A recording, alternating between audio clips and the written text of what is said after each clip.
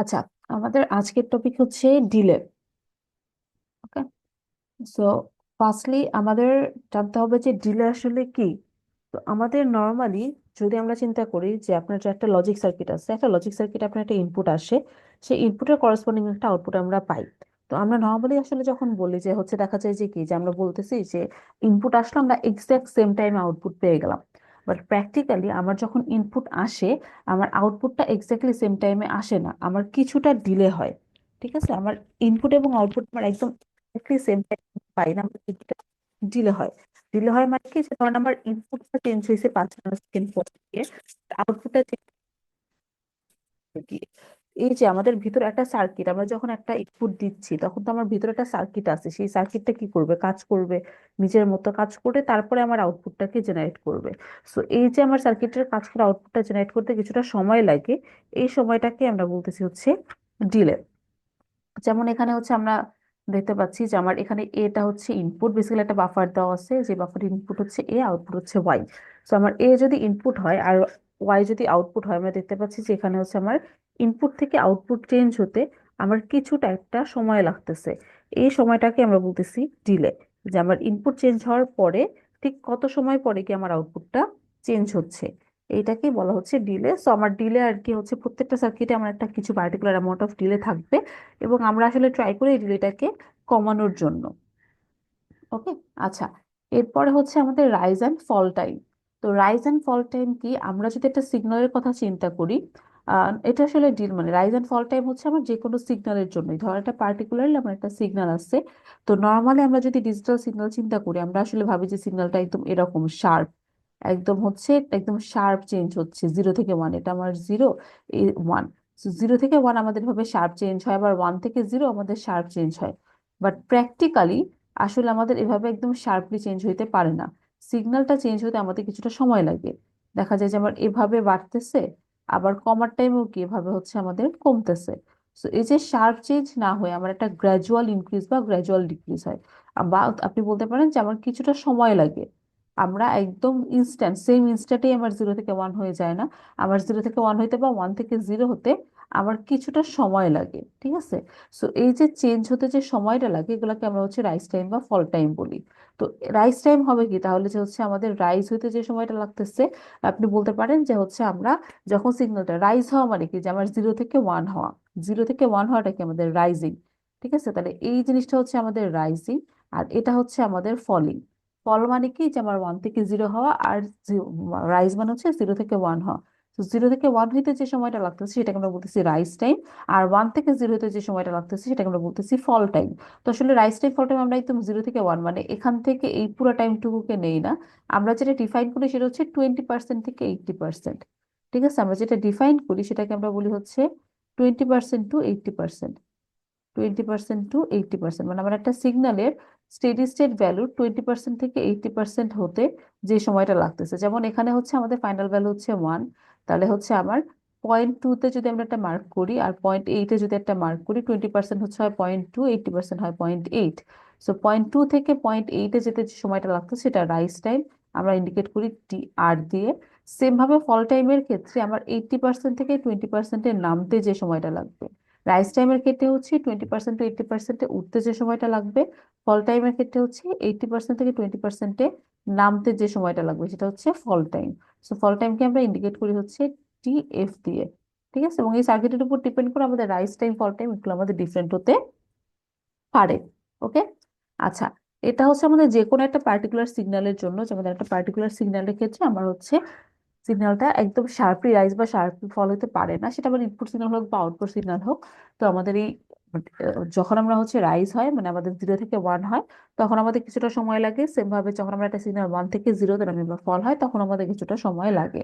তো আমার signal 20% two 80%, মানে 20% থেকে 80%-এ রাইজ হতে যে সময়টা লাগে সেটাকে আমরা বলি রাইজ টাইম, আর 80% থেকে 20%-এ নামতে যে সময়টা লাগে সেটাকে আমরা বলি হচ্ছে ফল টাইম।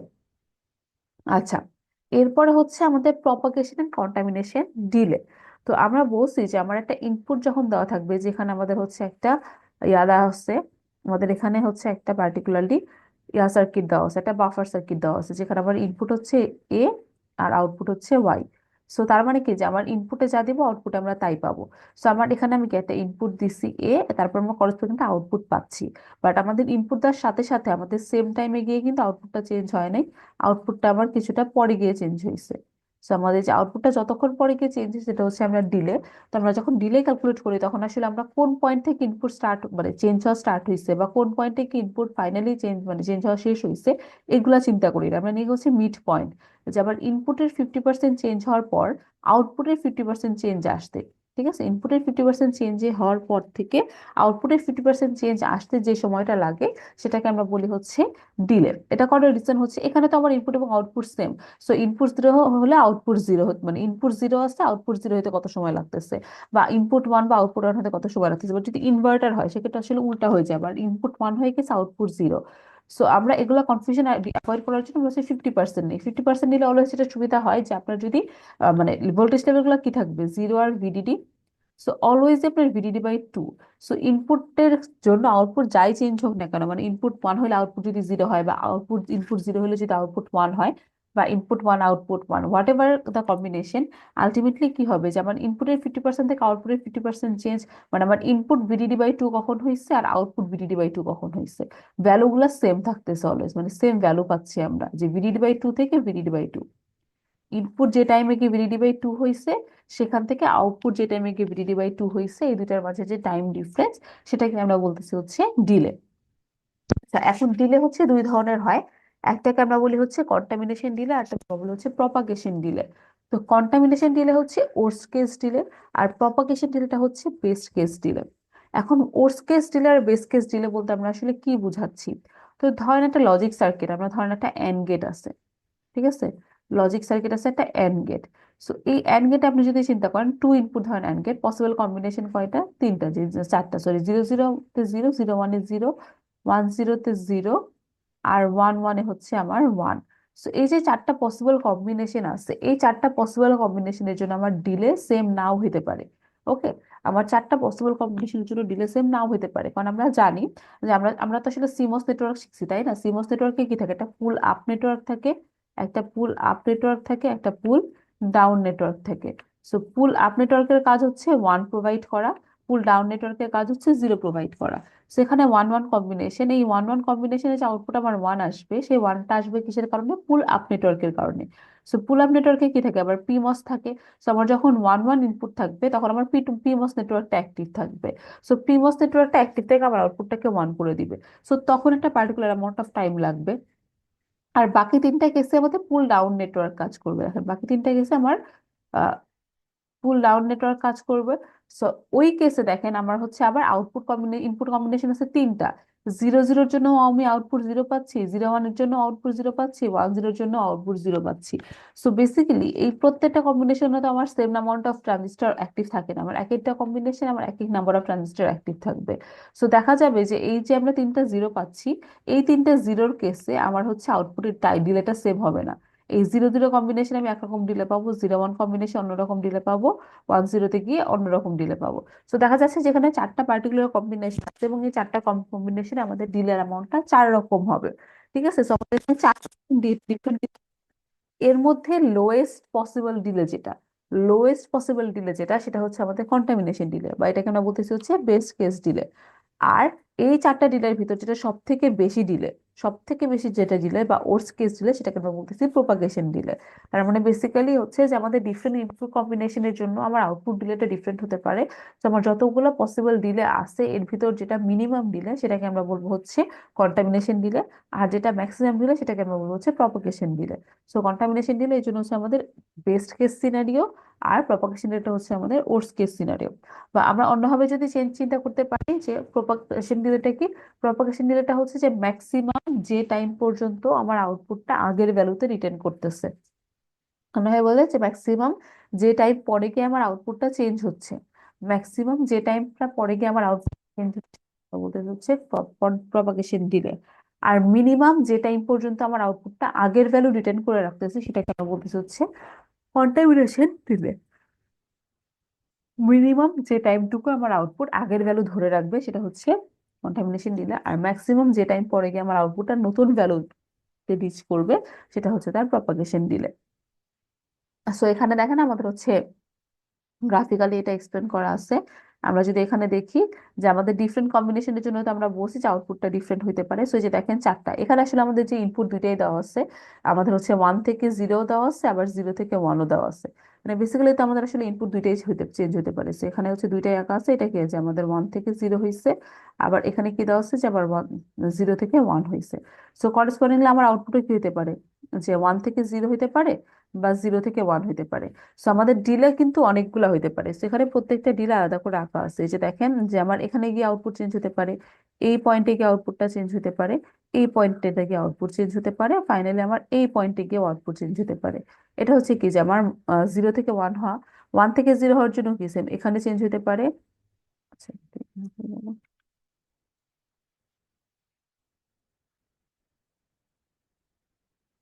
এখানে গিয়ে চেঞ্জ হতে পারে, সেম ভাবে আপনার এখানে গিয়ে চেঞ্জ হতে পারে, এখানে চেঞ্জ হতে পারে, ফাইনালি এখানে চেঞ্জ হতে পারে। ঠিক আছে, তো সবগুলা মানে বেসিক্যালি আমার আউটপুট তাহলে এরকম চারটা কম্বিনেশন হতে পারে, চারটা কম্বিনেশনে আমার চেঞ্জ হতে পারে।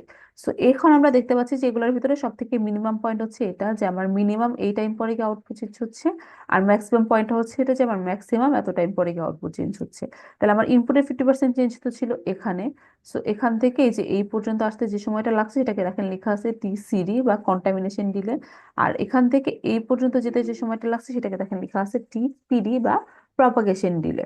ওকে, তো হচ্ছে কন্টামিনেশন ডিলেকে আমরা TCD দিয়ে লিখি, আর প্রপাগেশন ডিলেকে আমরা লিখি হচ্ছে TPD দিয়ে।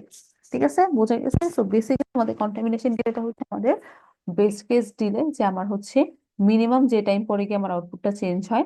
আর প্রপাগেশন ডিলেটা হচ্ছে আমাদের ওর্স্ট কেস ডিলে, যে ম্যাক্সিমাম যে টাইম পরে গিয়ে আমার আউটপুটটা চেঞ্জ হচ্ছে। TCDটা হচ্ছে আমাদের মিনিমাম, যে আমার যতগুলা ডিলে আছে এর মধ্যে মিনিমাম যেটা সেটা হচ্ছে আমাদের কন্টামিনেশন, আর যতগুলা পসিবল ডিলে আছে এর ভিতর যেটা ম্যাক্সিমাম সেটা হচ্ছে আমাদের প্রপাগেশন ডিলে। আচ্ছা, এখন হচ্ছে আবার আমাদের ডিফিনেশনের ভিতর আমরা আসবে আবার হচ্ছে রাইজ অ্যান্ড ফল। ঠিক আছে, তো আমাদের যেটা দেখা যায় যে কন্টামিনেশন এবং প্রপাগেশন ডিলে তো আছেই, আবার এখানে যেমন এই কেসটাতে আমরা যখন টাইমিং ডায়াগ্রাম দেখতেছিলাম আমরা দেখতেছিলাম যে রাইজ হোক ফল হোক আমাদের টাইম সেমই লাগতেছে, রাইজ বা ফল দুটার ক্ষেত্রে আমাদের মিনিমাম এবং ম্যাক্সিমাম ডিলেটা সেম। ওকে, বাট সার্কিট তো আমাদের আসলে এমন নাও হইতে পারে, আমাদের সার্কিট এমন হইতে পারে যে আমাদের রাইজিং এর ক্ষেত্রে ডিলেগুলো ডিফারেন্ট, ফলিং এর ক্ষেত্রে ডিলেগুলো ডিফারেন্ট, মানে আমাদের সিগন্যালটা সিমেট্রিক অ্যাকচুয়ালি না। ঠিক আছে, আমাদের এমন হইতে পারে যে আমার রাইজিং এর ক্ষেত্রে ডিলে গুলো হচ্ছে আপনার ডিফারেন্ট লাগতেছে, ফলের ক্ষেত্রে ডিলে গুলো হচ্ছে আপনার ডিফারেন্ট লাগতেছে। ওকে, সো রাইজিং এর ক্ষেত্রে ডিলে যদি ডিফারেন্ট, ফলের ক্ষেত্রে যদি ডিলে ডিফারেন্ট হয়, সেক্ষেত্রে আমাদের হচ্ছে আবার ইয়া করতে হবে, ডিফারেন্ট ভাবে চেক করতে হবে।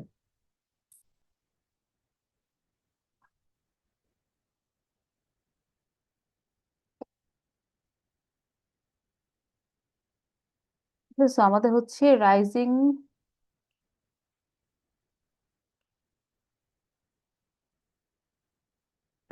আর ফলিং ডিফারেন্ট হতে পারে, যে ধরেন আমার রাইজিং হয়েছে এরকম আর ফলটা হচ্ছে এরকম। ঠিক আছে, তো আমরা এখানে দেখতেই পাচ্ছি যে আমাদের রাইজ টাইম এবং ফল টাইমটা সেম না। অন্যভাবে চিন্তা করতে যে রাইজ ডিলে এবং ফল ডিলেটা সেম নাও হতে পারে। সো রাইজ টাইম ফল টাইম ডিফারেন্ট হতে পারে, রাইজ ডিলে ফল ডিলে ডিফারেন্ট হতে পারে। সো যেহেতু রাইজ ডিলে ফল ডিলে ডিফারেন্ট হতে পারে, মানে ধরেন আমার যদি একটা বাফারই চিন্তা করি, একটা বাফারই আছে,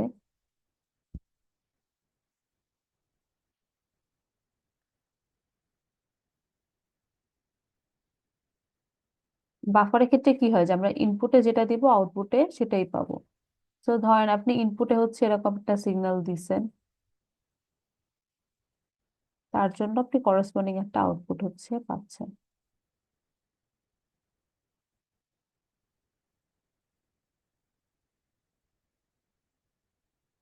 তো আমার এখান থেকে এইটুকু যেটা, সেটা কি আমাদের হচ্ছে যে একটা ডিলে, যে আমার এখান থেকে এই পর্যন্ত যেতে যে সময়টা লাগতেছে এটা কি আমাদের একটা ডিলে।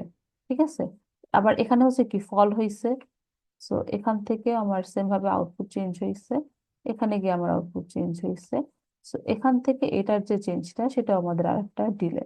ওকে, বাট আপনি যদি একটু খেয়াল করে দেখেন এই দুটো ডিলের ভ্যালু কিন্তু সেম না, এখানকার ডিলেটা কম এখানকার ডিলেটা বেশি। ওকে, সো আমার এখানে কি হচ্ছিল যে আমার আউটপুটটা রাইজ করতেছিল, এই পয়েন্টটাতে আউটপুটটা রাইজ করতেছিল। সো এখানে যে ডিলেটা ছিল সেটাকে আমরা বলবো হচ্ছে রাইজিং প্রপাগেশন ডিলে, টিপিডিআর। আর এখানে গিয়ে আমার আউটপুটটা কি করছিল, ফল করছিল। সো এখানে আমাদের যে প্রপাগেশন ডিলেটা আমরা পাবো সেটাকে আমরা বলবো হচ্ছে ফলিং প্রপাগেশন ডিলে বা টিপিডিএফ। সো আমাদের রাইজিং এর টাইম এবং ফলিং এর টাইম আমাদের ডিলে সেম নাও হতে পারে। তো আমাদের হচ্ছে আউটপুট যখন রাইজ করবে বা আউটপুট যখন 0 থেকে 1 হচ্ছে, ওই কেসে আমার যে প্রপাগেশন ডিলেটা পাওয়া যাবে সেটাকে আমরা বলবো হচ্ছে রাইজিং প্রপাগেশন ডিলে। আর আউটপুটটা যখন ফল করবে বা হচ্ছে আমাদের আউটপুটটা যখন 1 থেকে 0-তে যাবে, তখন যে আমরা প্রপাগেশন ডিলেটা পাবো সেটাকে আমরা বলবো হচ্ছে falling propagation delay. So propagation delay আমাদের দুই ধরনের পাওয়া যাবে, একটা হচ্ছে রাইজিং প্রপাগেশন ডিলে, একটা ফলিং প্রপাগেশন। সেম ভাবে আবার আমাদের বেস কেস ওর্স কেস তো আছেই। সো কন্টামিনেশন দিলেও আমাদের দুইটা পাওয়া যাবে, একটা হচ্ছে আমাদের রাইজিং কন্টামিনেশন দিলে, একটা হচ্ছে ফলিং কন্টামিনেশন দিলে। মানে এখানে তো জাস্ট আমরা প্রপাগেশন ডিলেটা শো করছি, একটাই ডিলে শো করছি। বাট আমাদের কি হবে যে ডিলেও তো আসলে আমাদের ডিফারেন্ট হতে পারে। সো সেক্ষেত্রে আমাদের আবার কন্টামিনেশন প্রপাগেশন আসবে, এবং রাইজিং এর টাইমে কন্টামিনেশন দিলে এবং ফলিং এর টাইমে কন্টামিনেশন দিলে ডিফারেন্ট হতে পারে। সো এই জন্য আমাদের ওভারঅল ডিলেকে আমরা ক্লাসিফাই করি হচ্ছে 4টা পার্টে এখন।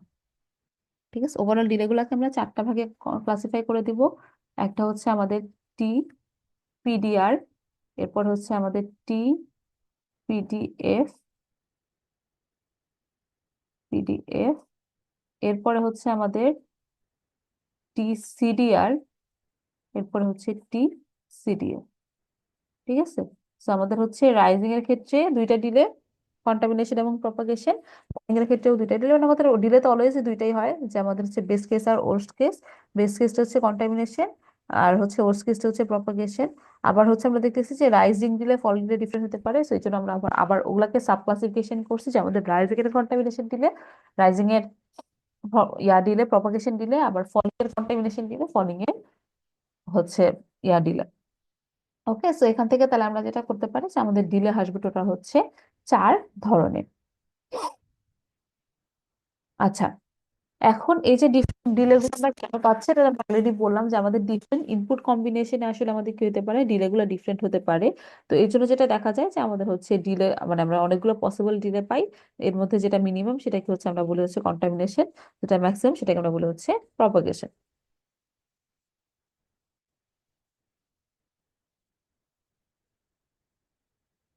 আচ্ছা, তো নর্মালি আমরা যদি ডিলে কম্পিউট করতে চাই, তো আচ্ছা এখন আমরা যেটা করব যে আমরা তো আসলে ডিলে শিখলাম, এখন আমরা চাচ্ছি হচ্ছে কম্পিউট করতে।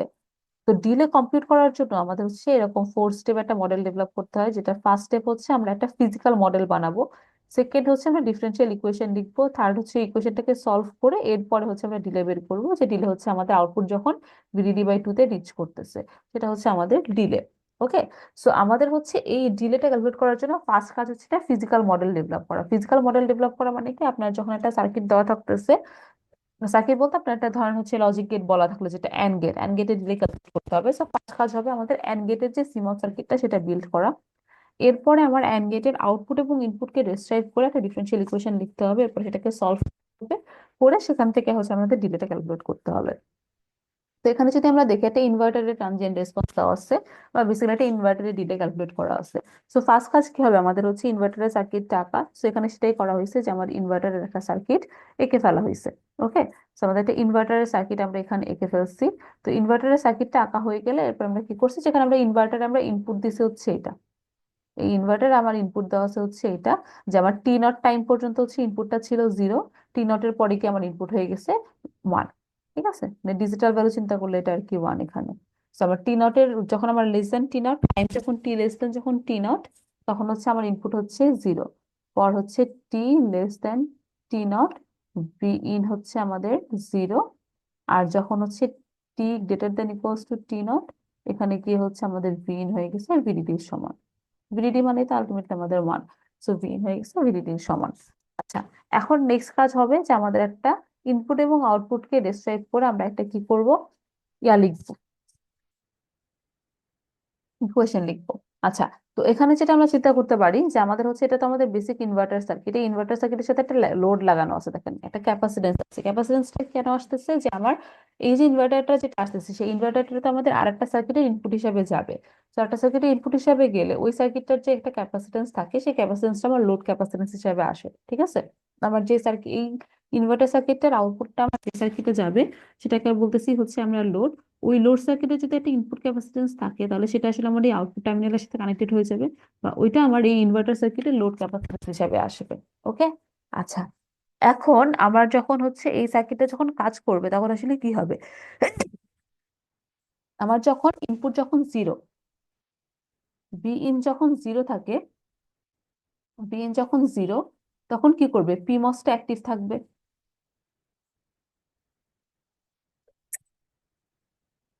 বি ইন যখন জিরো তখন আমার পি মসটা হচ্ছে অ্যাক্টিভ থাকবে, আমার এন মসটা কি থাকবে? অফ থাকবে। পি মস থাকবে, সো পি অ্যাক্টিভ থাকলে কি হবে? এর ভিতর দিয়ে একটা কারেন্ট ফ্লো করবে। এখন এই কারেন্টটা কোথায় যাবে? এই কারেন্টটার তো একটা কমপ্লিট পাথ লাগবে, সো এই কারেন্টটা এসে এই দিক দিয়ে ক্যাপাসিটরের ভিতর দিয়ে ফ্লো করবে। এখান থেকে পিমোস দিয়ে এসে এই ক্যাপাসিটর থেকে গ্রাউন্ডের ভিতর ফ্লো করবে, করে এই ক্যাপাসিটরটাকে কি করবে? চার্জ করবে। ততক্ষণ পর্যন্ত ক্যাপাসিটর চার্জ হইতে থাকবে যতক্ষণ না পর্যন্ত ভি আউট এর ভ্যালু ভিডিডি সমান হয়ে যায়। ওকে। ভি আউট এর ভ্যালু যখন ভিডিডি সমান হয়ে যাবে, ভি আউট এর ভ্যালু যখন ভিডিডি সমান হয়ে যাবে তখন কি হয়ে যাবে? যে আমাদের এই টার্মিনালটা কি ছিল? সোর্স, আর এটা হচ্ছে ড্রেন। পিমোস এর কি এটা সোর্স, এটা ড্রেন। তখন কি আমার ভিডিএস জিরো হয়ে যাচ্ছে? ভিডিএস জিরো হয়ে গেলে তখন আমাদের কারেন্টটা কত হয়ে যাবে? জিরো হয়ে যাবে। তখন আমার কারেন্টটা হয়ে যাবে জিরো। ঠিক আছে।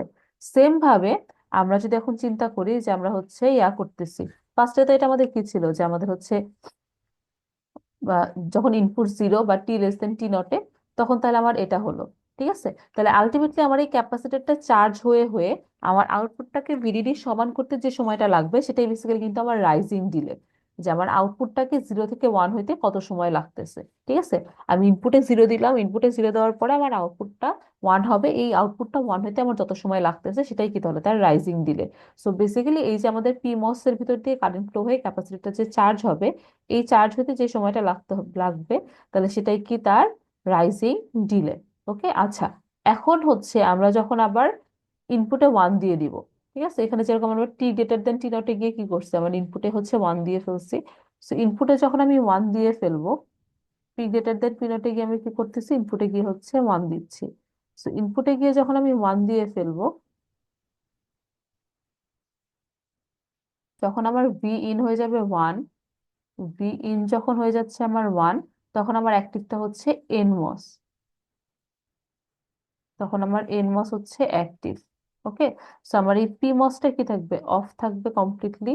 আমার এই এনমসটা অন থাকবে, এবং তখন কি হচ্ছে? আমার আউটপুটটা আগে থেকে কত ছিল? ভিডিডি ছিল। সো আমার ড্রেন টার্মিনালে হচ্ছে আমার ভিডিডি পরিমাণ একটা ভোল্টেজ আছে, সোর্স হচ্ছে গ্রাউন্ডে। সো বেসিক্যালি আমাদের এই এনমস এর ভিতর দিয়ে একটা কারেন্ট ফ্লো করবে, এবং এই কারেন্টটা কই থেকে আসবে? ক্যাপাসিটর ওকে সাপ্লাই দিবে। সো আলটিমেটলি ক্যাপাসিটরটা কি করবে? এই এনমসটা দিয়ে ডিসচার্জ হবে, হয়ে হয়ে এই ক্যাপাসিটরের ভোল্টেজটা, যেহেতু ক্যাপাসিটর এখন কি করতেছে? ভোল্টেজ সোর্স হিসেবে কাজ করে এখানে একটা কারেন্ট ফ্লো করাচ্ছে, তার মানে ক্যাপাসিটরের ভোল্টেজটা কি করবে? ধীরে ধীরে ডিক্রিজ করবে। ডিক্রিজ করে করে ফাইনালি আমাদের ভি আউটের ভ্যালু কত হয়ে যাবে? জিরো হয়ে যাবে। সো এই যে আমার ক্যাপাসিটরের ভ্যালুটা ডিসচার্জ করে, ক্যাপাসিটর ডিসচার্জ হয়ে হয়ে ফাইনাল আউটপুটে জিরো ভোল্ট আনতে যে সময়টা লাগতেছে তাহলে সেটা তার কি হবে? Falling delay. ওকে। সো তাহলে আমাদের হচ্ছে এনমস এর ক্ষেত্রে কি হচ্ছে? যে আমাদের ক্যাপাসিটরটা ডিসচার্জ হচ্ছে হয়ে হয়ে আলটিমেটলি ক্যাপাসিটরের ভোল্টেজটা জিরো হয়ে যাবে। সো আমাদের ক্যাপাসিটরের ভোল্টেজ জিরো হতে যে সময়টা লাগতেছে এটা হচ্ছে তার ফলিং ডিলে। আর রাইজিং এর টাইমে কি ছিল? যে আমাদের পিমস ছিল, সো পিমস দিয়ে আমার ক্যাপাসিটরটা চার্জ হচ্ছিল। তো চার্জ হয়ে হয়ে আউটপুটটা ওয়ান হতে যে সময়টা লাগতেছিল সেটা ছিল তার হচ্ছে রাইজিং ডিলে। ওকে। আচ্ছা, এখন আমরা বলছি যে আমরা হচ্ছে যদি আমরা নর্মালি ডিলে সলভ করতে চাই তাহলে আমাদের কি করতে হবে? এখন একটা ডিফারেন্সিয়াল ইকুয়েশন লিখতে হবে। তো এখানে সেই ডিফারেন্সিয়াল ইকুয়েশনটা লেখা আছে। আমরা জানি ক্যাপাসিটরে যদি আপনি কারেন্টের ইকুয়েশন লিখেন, ক্যাপাসিটরের কারেন্টের ইকুয়েশন কি হয়? যে I equals to C dv dt. I equals to C dv dt. So ওইটাকে জাস্ট চেঞ্জ করে লেখা হয়েছে। আপনি চার্জিং কারেন্ট বা ডিসচার্জিং কারেন্ট, এখানে ডিসচার্জিং কারেন্টটা দিয়ে লেখা হয়েছে, আমরা এই কারেন্টটাকে চিন্তা করতেছি, এই কারেন্টটা চিন্তা করতেছি। সো আমাদের ডিসচার্জের টাইমে যে কারেন্টটা ফ্লো করতেছে এটি বরাবর। সো এখানে আমরা সেই অনুযায়ী কারেন্টের ইকুয়েশনটা লেখা হয়েছে, যে আমাদের হচ্ছে I equals to C dv dt. যেহেতু আমাদের এখানে কারেন্টের ডিরেকশনটা উল্টা, ক্যাপাসিটরটা আমার চার্জ না হয়ে ক্যাপাসিটরটা ডিসচার্জ হচ্ছে, সো এই জায়গায় হচ্ছে আমার কারেন্টের ইকুয়েশনটা আসবে মাইনাস, যে I equals to minus C dv dt. So minus C dv dt, এখানে ভি কোনটা? ভি আউট, তো আমার ক্যাপাসিটরের voltage dv out, dv out dt. So এটাকে যদি আমরা সাইড চেঞ্জ করি তাহলে হচ্ছে আমরা পাচ্ছি যে ডিভি আউট ডিটি এটা equals to minus I by C. ঠিক আছে। তো এখান থেকে সাইড চেঞ্জ করে ইকুয়েশনটা লেখা হয়েছে, জাস্ট সাইড চেঞ্জ করে যে ডিভি আউট ডিটি, এটা ইকুয়ালটা আসতেছে -I/C। ঠিক আছে, সো আই এর এরপরে হচ্ছে আমাদের কারেন্টের ইকুয়েশন লেখা আছে, এখানে কারেন্ট কি হবে, ডিসচার্জিং কারেন্ট যেহেতু লিখছি, টি লেস দেন ইকুয়ালস টু টি নটে তো হচ্ছে আমাদের পি মস অনই ছিল না, মানে এন মস অনই ছিল না, সো এন মসের কারেন্টটা তো জিরোই হবে। আর হচ্ছে যখন আমাদের ওই যে মসফেটের থ্রেশহোল্ড আর মানে মসফেটের হচ্ছে স্যাচুরেশন আর লিনিয়ারে থাকার কন্ডিশন, স্যাচুরেশনে থাকলে কি হয় যে আমাদের বিটা/2 ভিডিডি মাইনাস ভিটি স্কোয়ার, আর লিনিয়ারে থাকলে হচ্ছে এটা হবে। ঠিক আছে, এর নিচে যে কারেন্ট লেখা আছে। সো এরপরে যেটা করতে হবে যে আমাদের এই ইকুয়েশনটা সলভ করতে হবে, এই যে ডিফারেন্সিয়াল ইকুয়েশন যেটা আমরা পাইলাম সেই ডিফারেন্সিয়াল ইকুয়েশনটা সলভ করতে হবে, করে সেখান থেকে আমাদের কি করতে হবে, আউটপুটের ডিলেটা বের করতে হবে।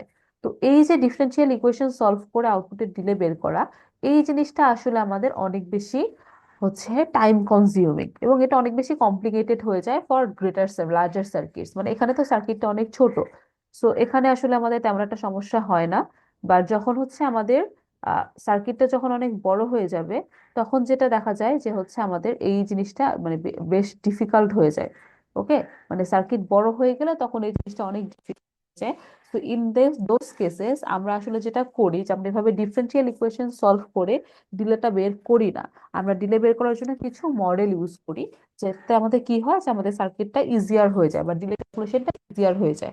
তো আমরা এভাবে পুরোপুরি একদম পুরো ডিফারেন্সিয়াল ইকুয়েশন আমরা হচ্ছে কিছু মডেল ইউজ করি, মডেল ইউজ করে হচ্ছে আমরা ডিলেটাকে এস্টিমেট করি। তো মডেল ইউজ করলে যেটা হবে যে আমরা এক্সাক্ট যে ডিলেটা, একদম 100% এক্সাক্টলি এটা পাবো না, বাট ক্লোজ এনাফ ভ্যালু পাওয়া যায়। সেই জন্য আমরা যেটা করব যে আমরা হচ্ছে এরকম ডিফারেন্সিয়াল ইকুয়েশন সলভ না করে আমরা মডেল ইউজ করবো। So আমরা এখানে বেসিক্যালি দুইটা মডেল শিখবো, একটা হচ্ছে আমাদের আরসি ডিলে মডেল, আর একটা হচ্ছে এলমোর ডিলে মডেল। ওকে, সো বেসিক্যালি আমাদের এখানে এই কোর্সে আমরা হচ্ছে দুইটা মডেলই শিখবো, একটা হচ্ছে আরসি ডিলে মডেল আর একটা হচ্ছে এলমোর ডিলে মডেল।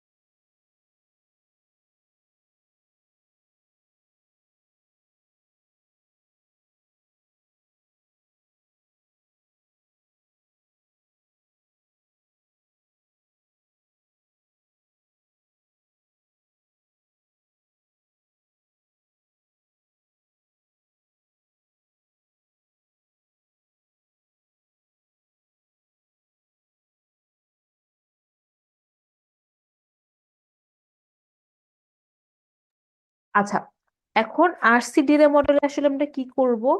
তো আমরা যদি আপনাদের যদি মনে থাকে যে হচ্ছে একটা ক্যাপাসিটরের চার্জিং বা ডিসচার্জিং কিসের উপর ডিপেন্ড করে, আমরা একটা প্যারামিটার ডিফাইন করি যেটাকে আমরা বলি হচ্ছে টাউ, তাই না?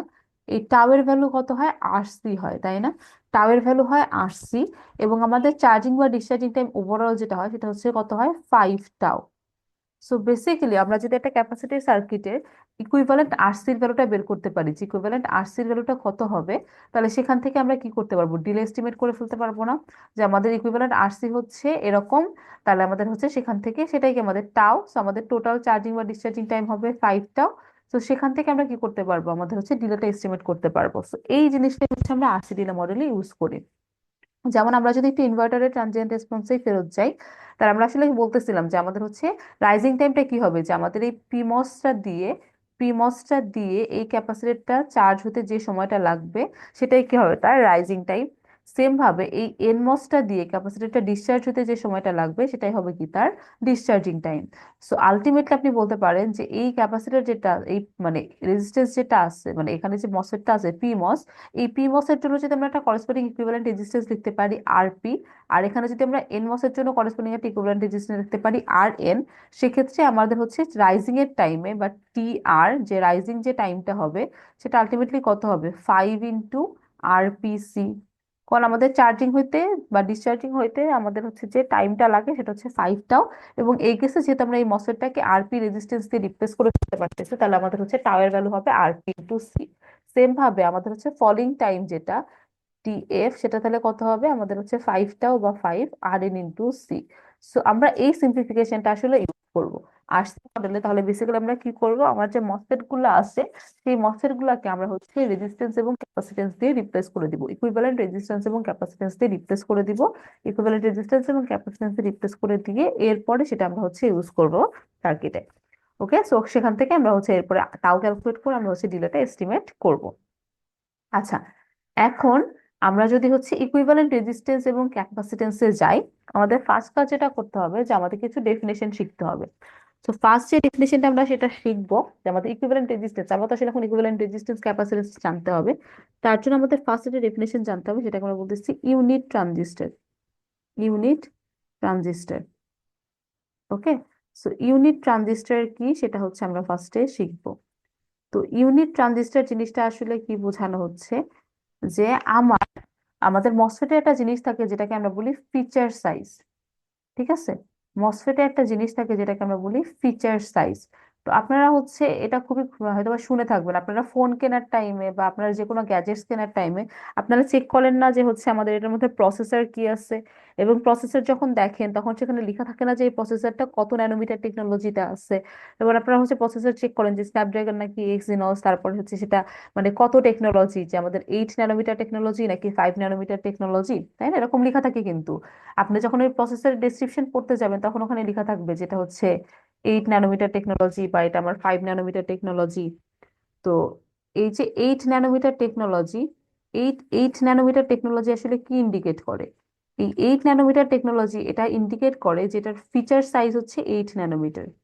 ঠিক আছে, যখন আপনাকে একটা টেকনোলজি বলা থাকে যে আমার এত ন্যানোমিটার টেকনোলজি, তখন সেটা ইন্ডিকেট করে যে আমাদের ফিচার সাইজ হচ্ছে এত ন্যানোমিটার।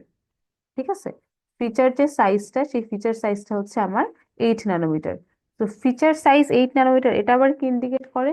ফিচার সাইজ 8 ন্যানোমিটার এটা ইন্ডিকেট করে যে হচ্ছে আমার এই যে মসফেটটা আছে, মানে আমরা তো আসলে আলটিমেটলি কি করতেছি, পুরো সার্কিটটা তো আসলে আমার মসফেটস দিয়েই বিল্ড, তাই না? আমাদের সিমস সার্কিট হলে সেটা সিমস দিয়ে বিল্ড, এনমস সার্কিট হলে সেটা এনমস দিয়ে বিল্ড, বাট যাই হোক না কেন আমাদের মোস্ট কমন ইউজ কি আবার সিমস সার্কিট। তো বেসিক্যালি আলটিমেটলি কি হবে, যেটা তো আসলে আমার মসফেটস দিয়েই বিল্ড। তো এই ফিচার সাইজটা আসলে আবার যেটা ইন্ডিকেট করে সেটা হচ্ছে গেট লেন্থ। সেটা হচ্ছে গেট লেন্থ, মানে আপনি ওই প্রসেসরটা বা ওই সার্কিটের ভিতরে যতগুলা মসফেট ইউজ করছেন, মানে যতগুলা এনমস ইউজ করছেন বা পিমস ইউজ করছেন, প্রত্যেকটা মসফেটের গেট লেন্থ হবে অত ন্যানোমিটার। তো আপনাকে যদি আমি বলি যে আমার হচ্ছে টেকনোলজিটা হচ্ছে 8 ন্যানোমিটার, ঠিক আছে, আমি 8 ন্যানোমিটার টেকনোলজি ইউজ করছি, তার মানে সেটা ইন্ডিকেট করবে যে আপনি যে সার্কিটটা বিল্ড করছেন ওই সার্কিটে যতগুলা ট্রানজিস্টর আছে বা যতগুলা মসফেট আছে, প্রত্যেকটা মসফেটের গেট লেন্থ বা ডাব্লিউ এটা হবে হচ্ছে আমাদের 8 ন্যানোমিটার। ঠিক আছে, গেট লেন্থ বা ডাব্লিউ এটা হবে, সরি, গেট লেন্থ বা হচ্ছে এটা হবে আমাদের হচ্ছে 8 ন্যানোমিটার। তো আমি যদি বলি 32 ন্যানোমিটার টেকনোলজি, আমি যদি এখন বলি 32 ন্যানোমিটার টেকনোলজি, তার মানে সেটা ইন্ডিকেট করবে যে মানে ওই টেকনোলজি ইউজ করে আপনি যে সার্কিটটা বানাইছেন ওই সার্কিটে যতগুলা মসফেট আছে, এনমস হোক পিমস হোক, সবগুলা মসফেটের গেট লেন্থ হবে 32 ন্যানোমিটার। ঠিক আছে, এবং আমাদের যেটা কনভেনশন মেনটেন করা হয় যে আমার একটা সার্কিটে যতগুলা মসফেট আছে প্রত্যেকটা মসফেটের গেট লেন্থ সেম রাখা হয়। আমরা গেট লেন্থ কখনো চেঞ্জ করি না, আমার যদি মসফেটের প্যারামিটার চেঞ্জ করতে, প্রপার্টিস চেঞ্জ করতে হয়, আমরা গেট মানে উইডথ চেঞ্জ করতে পারি, বাট গেট লেন্থ আমরা কখনো চেঞ্জ করি না। তো বেসিক্যালি আপনাকে যখন একটা প্রসেস টেকনোলজি বলে দেওয়া থাকবে যে এত ন্যানোমিটার প্রসেস নোড, তখন বা এত ন্যানোমিটার প্রসেস টেকনোলজি, তখন যেটা বুঝবেন যে ওই মানে বেসিক্যালি ওই যে সার্কিটটা আছে ওই সার্কিটের ভিতরে আপনার যতগুলা মসফেট আছে সেটা এনমস হোক পিমস হোক, প্রত্যেকটা মসফেটের গেট লেন্থ হবে তত ন্যানোমিটার। ওকে, আচ্ছা, এখন আসি হচ্ছে আমাদের আরেকটা ডেফিনেশন, যেটা আমরা ডিফাইন করেছি ল্যামডা। মানে এটা হচ্ছে বেসিক্যালি আমার জাস্ট একটা ডেফিনেশন, যে হচ্ছে আমার ল্যামডা বলে আমরা একটা প্যারামিটার ডিফাইন করি, যেখানে এই ল্যামডার ভ্যালুটা হচ্ছে L/2। ঠিক আছে, ল্যামডা বেসিক্যালি হচ্ছে ফিচার সাইজ, ফিচার সাইজকে আমরা এফ দিয়ে লিখি, F/2। এবং আমরা দেখলাম যে ফিচার সাইজ আর কিছুই না, গেট লেন্থ, সো আমরা বেসিক্যালি লিখবো L/2। Okay, so lambda equals to হচ্ছে L/2, বা করেসপন্ডিং ল্যামডা যেটা লিখতে পারেন সেটা হচ্ছে L ইকুয়ালস টু হচ্ছে 2 ল্যামডা। ঠিক আছে, করেসপন্ডিংলি উল্টা করে লিখতে পারবেন যে L ইকুয়ালস টু হচ্ছে 2 ল্যামডা। ঠিক আছে, সো এটাই যে আমার ল্যামডা ইকুয়ালস টু হচ্ছে L/2 বা তখন আপনি লিখতে পারেন এল ইকুয়ালস টু 2 ল্যামডা। আচ্ছা, এখন আমরা বললাম যে একটা যখন আপনি সার্কিট ডিজাইন করবেন, আপনি যখন একটা পার্টিকুলার ন্যানোমিটার টেকনোলজি ইউজ করবেন, যদি আপনি এক্স ন্যানোমিটার টেকনোলজি ইউজ করেন, তাহলে আমাদের প্রত্যেকটা মসফেটের আপনার হচ্ছে গেট লেন্থ দিতে হবে এক্স ন্যানোমিটার, ওকে, বা 2 ল্যামডা। এটা তো আমাদের কোনো সমস্যা নাই। এখন কথা হলো যে আমরা ইয়াটা তো দিয়ে ফেললাম, মানে আমার হচ্ছে গেট লেন্থ তো দিয়ে ফেললাম, এখন get with. Okay, sir for মানে এখন একটা মসফেটের ফাংশনাল হওয়ার জন্য গেট উইথটা অবশ্যই গেট লেন্থের থেকে বড় হইতে হয়। ঠিক আছে, W must be greater than L. W must be greater than L. এখন এটা কত বড় হইতে হবে? ডাব্লিউ মিনিমাম যেটা হইতে হয়, ডাব্লিউ মিনিমাম হচ্ছে আমাদের 2L এর সমান হইতে হয়। ডাব্লিউ অ্যাট লোয়েস্ট 2L হইতে হয়। ডাব্লিউ অ্যাট লোয়েস্ট 2L হতে হবে। ওকে, তো এখন ডাব্লিউ যদি 2L হতে হয়, তাহলে আলটিমেটলি কি হইতে হবে, যে ডাব্লিউ হইতে হবে 4 ল্যামডা। এটা হচ্ছে তার মিনিমাম। একটা ট্রানজিস্টরকে ঠিকঠাক মতো ফাংশন করার জন্য মিনিমাম এই সাইজটা লাগবে, যে এল ইকোয়াস টু 2 ল্যামডা আর ডাব্লিউ ইকোয়াস টু হচ্ছে 4 ল্যামডা। ওকে, মিনিমাম এটা লাগবে, যে ডাব্লিউ 4 ল্যামডা, এল 2 ল্যামডা, মানে এল তো 2 ল্যামডা, এটা তো ফিক্সডই। এল এর তো আপনি চেঞ্জ করতে পারবেন না, যেহেতু এলটাকে আমরা বলতেছি যে হচ্ছে ফিচার সাইজ, আলটিমেটলি এলটা তো ফিক্সডই হবে। ডাব্লিউ এর ভ্যালু মিনিমাম হইতে হবে 4 ল্যামডা। ওকে, সো এই ডাব্লিউ এর ভ্যালু যদি 4 ল্যামডা হয় আর এল এর ভ্যালু যদি 2 ল্যামডা হয় একটা ট্রানজিস্টরে, তাহলে সেই ট্রানজিস্টরটাকে আমরা বলি হচ্ছে ইউনিট ট্রানজিস্টর। তাহলে সেই পার্টিকুলার ট্রানজিস্টরটাকে আমরা বলবো হচ্ছে ইউনিট ট্রানজিস্টর। এটাকে আমরা বলবো ইউনিট ট্রানজিস্টর। ওকে, আচ্ছা, তাহলে হচ্ছে আমরা শিখে গেলাম যে ইউনিট ট্রানজিস্টর কি। ইউনিট ট্রানজিস্টর হচ্ছে যখন এল এর ভ্যালু হবে 2, ভ্যালু যখন হবে 4 ল্যামডা, ওটাকে আমরা বলবো হচ্ছে ইউনিট ট্রানজিস্টর। আচ্ছা, এখন হচ্ছে আমরা একটা জিনিস ডিফাইন করব, সেটা হচ্ছে আমাদের এই W by L. W by L এই ratio. So W by L কে আমরা লিখতে পারি হচ্ছে তাহলে কি দিয়ে, ইউনিট ট্রানজিস্টরের ক্ষেত্রে ডাব্লিউ বাই এল হবে 4 ল্যামডা বাই 2 ল্যামডা। ঠিক আছে, ডাব্লিউ বাই এল হবে 4 ল্যামডা বাই 2 ল্যামডা। আচ্ছা, এখন এই ইউনিট ট্রানজিস্টরের ডাব্লিউ বাই এল এর সাথে আপনার বাকি ট্রানজিস্টরের ডাব্লিউ বাই এল তো সেম নাও হতে পারে, তাই না? আমরা তো বলছি যেটা মিনিমাম সাইজ, তো মিনিমাম সাইজ না হয়ে অন্য একটা ট্রানজিস্টর আসছে যেটার ইয়ার রেশিও হচ্ছে W1/L1। ওকে, সো এই W1/L1 আর W/L এর আবার যে রেশিওটা, ঠিক আছে, W1/L1 আর W/L এর যে রেশিওটা, সেটাকে আমরা নাম দেই হচ্ছে কে। সেটাকে আমরা নাম দেই হচ্ছে কে, বা এটাকে লেখা হয় হচ্ছে অ্যাসপেক্ট রেশিও। এটা হচ্ছে আমাদের অ্যাসপেক্ট রেশিও। ওকে, সো এই যে কে এর ভ্যালুটা, কে এর ভ্যালুটা অলওয়েজ ইন্টিজার হইতে হবে। অ্যাসপেক্ট রেশিওর যে ভ্যালুটা, কে এর ভ্যালুটা অলওয়েজ হচ্ছে আমাদের ইন্টিজার হইতে হবে। ওকে, এটাও আমাদের হচ্ছে বাই ডেফিনেশন, হচ্ছে আমাদের এটা বাই ডিফল্ট। আপনি কে এর ভ্যালু অন্য কিছু ইউজ করতে পারবেন না। কে এর ভ্যালু 1 2 3 4 5 6 এরকমই হইতে হবে। কে এর ভ্যালু ফ্র্যাকশন হওয়া যাবে না। কে অলওয়েজ আমাদের ইন্টিজার হইতে হবে। তার মানে একটা ট্রানজিস্টরের W/L 6 ল্যামডা বাই 2 ল্যামডা হওয়া পসিবল না। কারণ আপনি যদি 6 ল্যামডা বাই 2 ল্যামডা হয় যদি W/L, আপনার মনে হতে পারে W/L তো মানে 6 ল্যামডা বাই 2 ল্যামডা, এটাতে কি সমস্যা? এটাতে সমস্যা হচ্ছে যে আপনার যদি একটা মসফেটে W/L হয় 6 ল্যামডা বাই 2 ল্যামডা, এখন আপনি কি করবেন? অ্যাসপেক্ট রেশিও যদি বের করতে চান, 6 ল্যামডা বাই 2 ল্যামডাকে কত দিয়ে ডিভাইড করতে হবে? 4 ল্যামডা বাই 2 ল্যামডা দিয়ে ডিভাইড করতে হবে। আপনি যদি এখন সেই মসফেটের জন্য অ্যাসপেক্ট রেশিওটা বের করতে চান কে, তাহলে সেটা কি করতে হবে? 6 ল্যামডা বাই 2 ল্যামডাকে আপনার কি করতে হবে? 4 ল্যামডা বাই 2 ল্যামডা দিয়ে ডিভাইড করতে হবে। 4 ল্যামডা বাই 2 ল্যামডা দিয়ে ডিভাইড করতে হবে। সো 4 ল্যামডা বাই 2 ল্যামডা দিয়ে যদি ডিভাইড করেন, আপনার কি ফুল নাম্বার আসবে? আপনার কত আসবে? 1.5 আসবে। 1.5 কি অ্যালাউড? অ্যালাউড না। 1.5 অ্যালাউড না। সো আমার মসফেটের যে অ্যাসপেক্ট রেশিও, এই মসফেটের অ্যাসপেক্ট রেশিও বেসিক্যালি মানে কে এর ভ্যালু যেহেতু ইন্টিজার আসতে পারবে, তার মানে একটা মসফেটের W/L, এটার ভ্যালু মানে অ্যালাউড ভ্যালু হচ্ছে 4 lambda by 2 lambda multiplied by K. 4 lambda by 2 lambda multiplied by K. So এটা হচ্ছে আমাদের একটা মসফেটের অ্যালাউড W/L। ওকে, এল তো অলওয়েজ টু ল্যামডাই হবে। ডাব্লিউ এর ভ্যালু আপনি চেঞ্জ করতে পারবেন, এবং ডাব্লিউ এর ভ্যালু আপনি র্যান্ডমলি চেঞ্জ করতে পারবেন না। ভ্যালু হচ্ছে আমাদের অলওয়েজ কি করতে হবে, ফোর ল্যামডার ইন্টিজার মাল্টিপলই হইতে হবে। তাহলে যেহেতু আমাদের এক্সপেক্ট রেশিওটা অলওয়েজ কি হইতে হবে, ইন্টিজার নাম্বার হইতে হবে, সো দ্যাটস ওয়াই আমাদের হচ্ছে ইয়ার যে ভ্যালুটা, আপনার যে ইয়ার ভ্যালুটা আসবে সেটা হচ্ছে আপনার কি করতে হবে, ফোর ল্যামডা বাই টু ল্যামডার হচ্ছে ইন্টিজার মাল্টিপল হইতে হবে। মানে আলটিমেটলি এল তো টু ল্যামডাই হবে, মানে বেসিক্যালি আপনার ডাব্লিউটা ফোর ল্যামডার ইন্টিজার মাল্টিপল হতে হবে। ফোর ল্যামডার ইন্টিজার মাল্টিপল হইতে হবে, তার মানে বেসিক্যালি হচ্ছে আপনার এইট ল্যামডা হইতে পারবে, টুয়েলভ ল্যামডা হইতে পারবে, এরকম হইতে পারবে। ঠিক আছে, এইট ল্যামডা, তারপর হচ্ছে টুয়েলভ ল্যামডা, এগুলা হইতে পারবে, বাট অন্য কোনো ভ্যালু আসলে হইতে পারবে না। এইট ল্যামডা, টুয়েলভ ল্যামডা, এগুলাই হচ্ছে তার অ্যালাউড ভ্যালু, বাকি কিছু অ্যালাউড না। ঠিক আছে, আচ্ছা। এখন আমরা অ্যাসপেক্ট রেশিও শিখে ফেলছি, যে অ্যাসপেক্ট রেশিও তাহলে বেসিক্যালি হচ্ছে আমাদের যে কোনো মসফেটের ডাব্লিউ বাই এল এর সাথে আমরা ইউনিট ট্রানজিস্টরের ডাব্লিউ বাই এল এর যদি রেশিও বের করি, সেটাই হচ্ছে আমাদের অ্যাসপেক্ট রেশিও। এবং অ্যাসপেক্ট রেশিও অলওয়েজ হচ্ছে আমাদের ইন্টিজার হয়, মানে বেসিক্যালি আমাদের 1 2 3 4 5 6 এরকম হতে পারবে, ফ্র্যাকশন হতে পারবে না। তো সেখান থেকে আমরা যেটা বলতে পারি, যেটা মসফেটের অ্যালাউড যে আমাদের উইথটা, সেটা হবে আমাদের ফোর ল্যামডার ইন্টিজার মাল্টিপল। আচ্ছা, এখন আমরা এই অ্যাসপেক্ট রেশিও, ইউনিট ট্রানজিস্টর, ওগুলো ডেফিনেশন আমরা কেন শিখলাম, এই ডেফিনেশন গুলো শিখলাম হচ্ছে আমরা বেসিক্যালি ইয়া বের করার জন্য, আমাদের মসফেটের ইকুইভ্যালেন্ট রেজিস্ট্যান্স এবং ক্যাপাসিট্যান্স বের করার জন্য। তো আমরা ফার্স্টে হচ্ছে একটা মসফেটের যদি ইকুইভ্যালেন্ট রেজিস্ট্যান্সের কথা চিন্তা করি, আমাদের মসফেটের কারেন্টের ইকুয়েশন যদি মনে থাকে, মসফেটের কারেন্টের ইকুয়েশনে কিন্তু ডাব্লিউ বাই এল ছিল। তার মানে কি, আপনার বাকি সবকিছু যদি কনস্ট্যান্ট থাকে, আইডির ভ্যালু কি হবে, ডাব্লিউ বাই এল এর রেশিওর সাথে প্রপোর্শনাল। তো আইডির ভ্যালু যদি ডাব্লিউ বাই এল এর রেশিওর সাথে প্রপোর্শনাল হয়, তার মানে বেসিকলি আপনার রেজিস্ট্যান্সের যে ভ্যালুটা, রেজিস্ট্যান্সের ভ্যালুটা কি হবে, ডাব্লিউ বাই এল এর সাথে ইনভার্সলি প্রপোর্শনাল হবে না? কারণ কারেন্টের রেজিস্ট্যান্স তো উল্টা, রেজিস্ট্যান্স বেশি হলে কারেন্ট কম হবে, কারেন্ট বেশি হলে রেজিস্ট্যান্স বাড়বে। তো আমার আইডি যদি ডাব্লিউ বাই এল এর প্রপোর্শনাল হয়, রেজিস্ট্যান্স হবে আমার ডাব্লিউ বাই এল এর ইনভার্সলি প্রপোর্শনাল। আচ্ছা, এখন আমরা ইউনিট ট্রানজিস্টর নিলাম, আমরা নিচ্ছি হচ্ছে একটা ইউনিট ট্রানজিস্টর। ওকে, আমরা একটা ইউনিট ট্রানজিস্টর নিব।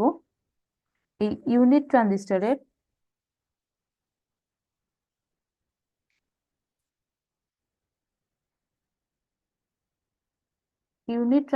যে রেজিস্ট্যান্স, ইউনিট ট্রানজিস্টর এবং হচ্ছে আমরা পার্টিকুলারলি নিচ্ছি হচ্ছে এনমস। ঠিক আছে, ইউনিট ট্রানজিস্টর নিলাম এবং আমরা নিলাম হচ্ছে এনমস। ওকে, তার মানে ইউনিট ট্রানজিস্টর মানে কি, যে এখানে আমাদের ডাব্লিউ বাই এল আছে হচ্ছে four lambda by two lambda, W by L আছে হচ্ছে আমাদের four lambda by two lambda. Okay, so এই যে ইউনিট ট্রানজিস্টর, এটার যে ইকুইভ্যালেন্ট রেজিস্ট্যান্স, ঠিক আছে, আর ইকুইভ্যালেন্ট,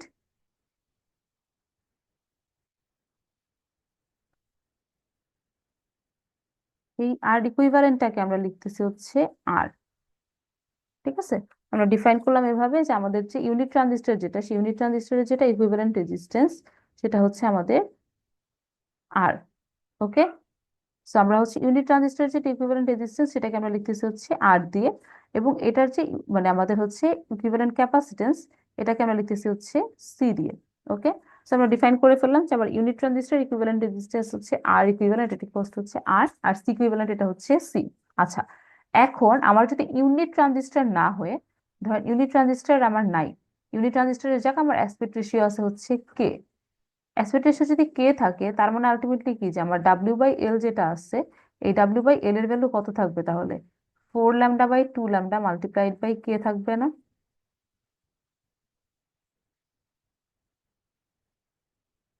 তাহলে এই যে এখান থেকে যে রেশিওটা আমরা রিলেশনটা দেখতে পাচ্ছি, যে ইকুইভ্যালেন্ট রেজিস্ট্যান্সটা কি হয়, ডাব্লিউ বাই এল এর সাথে ইনভার্সলি প্রপোর্শনাল। তার মানে ডাব্লিউ বাই এল যদি কে টাইমস ইনক্রিজ করে, রেজিস্ট্যান্স কি করবে, কে টাইমস ডিক্রিজ করবে না?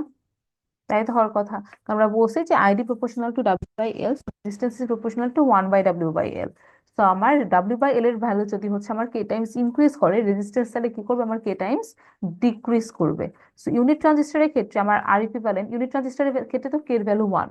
সো কে এর ভ্যালু যখন ওয়ান ছিল, তখন ইকুইভ্যালেন্ট রেজিস্ট্যান্স ছিল আর। তো কে এর ভ্যালু যদি ওয়ান না হয়, যদি কে এর ভ্যালু তাহলে কে হয়, তখন তাহলে কি হবে, যে আমার ইকুইভ্যালেন্ট রেজিস্ট্যান্সটা কি হবে, তাহলে কে টাইমস ডিক্রিজ করবে না? কারণ আমার ডাব্লিউ বাই এল এর ভ্যালু কে টাইমস ইনক্রিজ করলে আলটিমেটলি আমাদের রেজিস্ট্যান্স কি হওয়া উচিত, কে টাইমস ডিক্রিজ করা উচিত। কারণ যেহেতু ইনভার্সলি প্রপোর্শনাল, তার মানে আমাদের এই আর ইকুইভ্যালেন্ট হবে হচ্ছে আর বাই কে, আর ইকুইভ্যালেন্ট হবে আর বাই কে। আচ্ছা, এখন ক্যাপাসিটরের ক্ষেত্রে কি হবে? ক্যাপাসিটর হচ্ছে আমাদের ডাব্লিউ বাই এল এর ভ্যালু বাড়লে ক্যাপাসিটরটা বাড়ে। কারণ ক্যাপাসিটরের ক্ষেত্রে আমরা জানি যে ক্যাপাসিটরের ক্ষেত্রে হচ্ছে ক্যাপাসিটেন্সের ফর্মুলা হচ্ছে epsilon A by D. So area বাড়লে ক্যাপাসিটেন্স প্রপোর্শনালি বাড়ে। সো ডাব্লিউ বাড়লে আলটিমেটলি আপনার এরিয়া বাড়বে। ডাব্লিউটাকে যত টাইমস করবেন, এল যেহেতু কনস্ট্যান্ট, এরিয়া তত টাইমস বেড়ে যাবে। দ্যাটস আমার ক্যাপাসিটেন্সও তত টাইমস বেড়ে যাবে। সো সি ইকুইভ্যালেন্ট হয়ে যাবে কে টাইমস সি। ঠিক আছে? যেখানে আর হচ্ছে ইউনিট ট্রানজিস্টরের রেজিস্ট্যান্স, সি হচ্ছে ইউনিট ট্রানজিস্টরের ক্যাপাসিট্যান্স। যখন দেখেন কে এর ভ্যালু 1 হলে আলটিমেটলি আর যায়, আর হয়ে যায় সি ইকুইভ্যালেন্ট সি হয়ে যায়। ওকে। সো বেসিক্যালি তাহলে আমরা বলতে পারি আমাদের ইউনিট ট্রানজিস্টর রেজিস্ট্যান্স যদি আর হয়, আমাদের একটা এসপেক্ট রেশিও যদি কে হয়, তাহলে আমাদের ইকুইভ্যালেন্ট রেজিস্ট্যান্স হবে আর বাই কে। সেম ভাবে ইউনিট ট্রানজিস্টর ইকুইভ্যালেন্ট ক্যাপাসিট্যান্স যদি সি হয়, তাহলে এসপেক্ট রেশিও কে হলে আমাদের ইকুইভ্যালেন্ট ক্যাপাসিট্যান্স হবে কে সি। আচ্ছা, এই জিনিসটা হচ্ছে কমপ্লিটলি কার জন্য? এন মসের জন্য। এটা কিন্তু পি মসের জন্য না। এখানে দেখেন আমরা পার্টিকুলারলি লিখে দিছি যে এই কেসগুলো কিসের কারণ জন্য? শুধুমাত্র এনমসের জন্য। পিমসের জন্য আমার ডিফারেন্ট হবে। পিমসের জন্য আমার আবার ডিফারেন্ট হবে। মানে এই রিলেশন তো ফিক্সডই, যে আমাদের হচ্ছে রেজিস্ট্যান্স হচ্ছে ডাব্লিউ এর সাথে ইনভার্সলি প্রপোর্শনাল, আর আইডি হচ্ছে ডাব্লিউ এর সাথে প্রপোর্শনাল। এটাতে কোনো সমস্যা নাই। সমস্যা হচ্ছে ইকুইভ্যালেন্ট রেজিস্ট্যান্সে। আমাদের এনমস এর ইকুইভ্যালেন্ট রেজিস্ট্যান্স, মানে একটা ইউনিট ট্রানজিস্টর যদি হয়, আমাদের NMOS unit transistor equivalent resistance আসছে R, but PMOS unit transistor equivalent resistance R হবে না। NMOS unit transistor equivalent resistance R, PMOS transistor PMOS unit transistor equivalent resistance R হয় না। কেন হয় না সেটা হচ্ছে আমরা এখন একটু দেখি। তো আমরা যদি আবার হচ্ছে ইয়া করে দেখি যে আমাদের ইলেকট্রন আর হোল মোবিলিটি বলে দুইটা জিনিস আছে। একটা হচ্ছে ইলেকট্রন মোবিলিটি, আর একটা হচ্ছে আমাদের হোল মোবিলিটি। ঠিক আছে? মোবিলিটি বলে একটা জিনিস আছে। এই মোবিলিটিটা ইন্ডিকেট করে যে আমার ইলেকট্রন বা হোল কত তাড়াতাড়ি মুভ করতে পারে। ঠিক আছে? ইলেকট্রন বা হোল কত তাড়াতাড়ি মুভ করতে পারে। তার মানে আমাদের যে কারেন্টের যে ভ্যালুটা, মানে আমাদের আইডি, এটা বেসিক্যালি আমাদের এই মোবিলিটির সাথে প্রপোর্শনাল। এবং কারেন্টের ইকুয়েশন দেখলেও আপনি দেখে যাবেন যে মোবিলিটির সাথে প্রপোর্শনালি আসছে। কারণ কারেন্টের ইকুয়েশনের ভিতরে কি মিউ এন মিউ পি লেখা থাকে না? তো সেই মিউ এন মিউ পিটা কি আমাদের ইলেকট্রনের মোবিলিটি আর হোলের মোবিলিটি। So, আমি যদি একটা এন মসের কারেন্ট ধরেন, সো ধরেন আপনি লিখলেন হচ্ছে ID N. ID N proportional to হবে হচ্ছে মিউ এন, মানে এন মসের মোবিলিটির উপরে। আর আইডি পি যদি লিখেন পি মসের কারেন্ট, সেটা হবে কি আমাদের হচ্ছে হোলের মোবিলিটির সাথে প্রপোর্শনাল। ঠিক আছে? এন মানে হচ্ছে মিউ এন মানে হচ্ছে ইলেকট্রন মোবিলিটি, আর মিউ পি মানে হচ্ছে হোল মোবিলিটি। ওকে। আচ্ছা, এখন আমার যদি আইডি এন আর আইডি পি যদি ইকুয়াল হইতে হয়, for IDN to be equals to IDP, আমাদের মিউ এন আর মিউ পি ইকুয়াল হতে হবে। ধরুন আপনার বাকি সব parameter same, oxide capacitance W by L, মানে ইউনিট ট্রানজিস্টরে তো চিন্তা করতেছি। ইউনিট ট্রানজিস্টর চিন্তা করে তো আমার ডাব্লিউ বাই এল দুটোই সেমই থাকবে, সমস্যা নাই। তো আমাদের হচ্ছে এখন যদি তাহলে আইডিএন আর আইডিপি কে ইকুয়াল হইতে হয়, তাহলে মিউ এন আর মিউ পি কে ইকুয়াল হইতে হবে। Mu N must be equals to mu P. ঠিক আছে? আইডিএন তাহলে মানে আমাদের যদি হচ্ছে ইয়া দরকার হয়, মানে বেসিকলি আমার তো হচ্ছে যেহেতু আমরা ইউনিট ট্রানজিস্টরই বলতেছি, মানে আমাদের ডাব্লিউ বাই এল তো সেমই, ডাব্লিউ বাই এল এন আর ডাব্লিউ বাই এল পি হচ্ছে same. W by L N আর ডাব্লিউ বাই এল পি হচ্ছে same. W by L N আর ডাব্লিউ বাই এল পি হচ্ছে আমাদের এক্স্যাক্টলি সেম হবে, আইডেন্টিক্যাল হবে, যেহেতু দুইটা ইউনিট ট্রানজিস্টর। তো এখানে তো আমাদের কোনো ইয়া নাই। আচ্ছা, এখন তাহলে যেটা হবে যে আমার এই দুইটা মসফেটের ডাব্লিউ বাই এল এন আর ডাব্লিউ বাই এল পি সমান। তার মানে এই দুইটা মসফেটের কারেন্টের যদি আমরা রেশিও বের করি এখন, মানে আপনি যদি চিন্তা করেন যে আইডি এন আর ID P, ID N by ID P, তাহলে আসলে আলটিমেটলি এটা ডিপেন্ড করবে just mu N by mu পির উপরে। কারণ বাকি সব parameter constant, W by L ও কনস্ট্যান্ট। তো আলটিমেটলি আপনি লিখতে পারবেন যে ID N by ID P এটা ইকুয়ালস হচ্ছে mu N by mu P. Okay. আচ্ছা, তাহলে আমরা আবার আই এর সাথে রেজিস্ট্যান্সের রিলেশনটা কি? উল্টা। আই এর সাথে রেজিস্ট্যান্সের রিলেশনটা হচ্ছে উল্টা। কারেন্টের রেজিস্ট্যান্স তো অলওয়েজ ইনভার্সলি প্রপোর্শনালি, তাই না? I equals to V by R, তো বা current is inversely proportional to resistance. তো সেখান থেকে আমরা যদি লিখি যে R N by R P, R N by R P যদি হয়, এর পাশে রেশিওটা কি হয়ে যাবে? উল্টায় যাবে না? আর এন বাই আর পির ভ্যালু হবে তাহলে কি? Mu P by mu N. রেশিওটা উল্টায় যাবে। তো এখানে আসবে mu P by mu N. So R N by R পির ভ্যালু আসবে মিউপি বাই মিউএন। আচ্ছা, তার মানে যদি মিউএন আর মিউপি যদি ইকুয়াল হইতো, মানে ইলেকট্রোমোবিলিটি আর হোমোবিলিটি যদি ইকুয়াল হইতো, তাহলে আমাদের আর এন আর আরপি ইকুয়াল হইতো। বাট মিউএন আর মিউপি ইকুয়াল না। মিউএন আর মিউপি ইকুয়াল না। আমাদের মিউএন বেসিক্যালি টু মিউপির সমান হয়। মিউএন ইন জেনারেল টু মিউপির সমান হয়।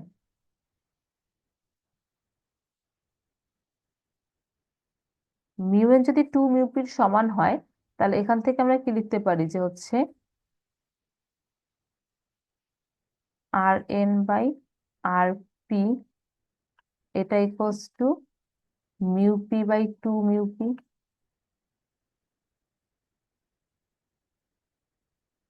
বা এখান থেকে যেটা লেখা যাবে যে আর পি, এটা equals to two R N. ঠিক আছে, আর পি এটা equals to two R N. তাহলে যেটা দাঁড়াচ্ছে ওভারঅল, যে আমাদের ফর পি মস, তাহলে ফর পি মস,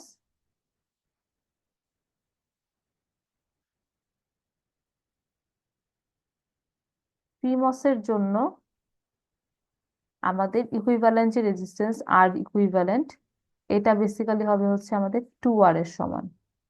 যেহেতু এন মসের জন্য সেটা কত ছিল, আর ছিল, সো পি মসেরটা সেটা কত হয়ে যাবে, টু আর হয়ে যাবে, কারণ আমরা দেখছি যে আর পি হয় কত, two R N. So unit ট্রানজিস্টরের জন্যই পি মসের জন্য আর ইকুইভ্যালেন্ট হবে টু আর। ক্যাপাসিটেন্স আমাদের মোবিলিটির উপর ডিপেন্ডেন্ট না। সো ক্যাপাসিটেন্স যেহেতু মোবিলিটির উপর ডিপেন্ডেন্ট না, সো আমাদের সি ইকুইভ্যালেন্ট আসলে সি সমানই থাকবে। ক্যাপাসিটেন্স যেহেতু আমাদের হচ্ছে এর উপর ডিপেন্ডেন্ট না, তো সি ইকুইভ্যালেন্ট সি সমানই থাকবে। তাহলে এটা তো আমাদের হচ্ছে ইউনিট ট্রানজিস্টরের জন্য। ইউনিট ট্রানজিস্টর না হয়ে যদি আমাদের অ্যাসপেক্ট রেশিও থাকে হচ্ছে কে, তাহলে সেক্ষেত্রে আমাদের তাহলে ইকুইভ্যালেন্ট রেজিস্ট্যান্স কত হবে, টু আর বাই কে।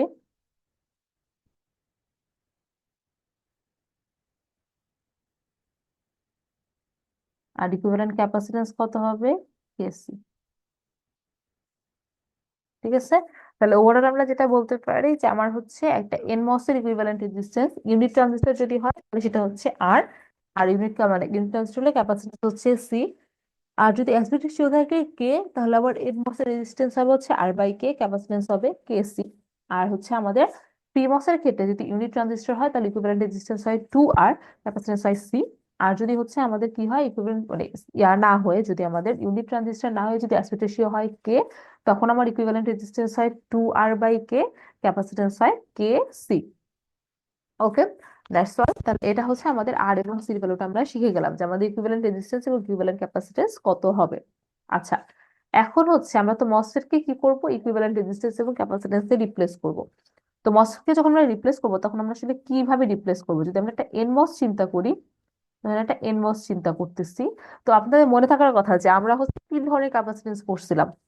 আমরা যখন হচ্ছে ডিসি রেসপন্স পড়ছিলাম মিডের আগে, তখন আমাদের তিনটা ক্যাপাসিট্যান্স ছিল, তিনটা ক্যাপাসিট্যান্স ছিল।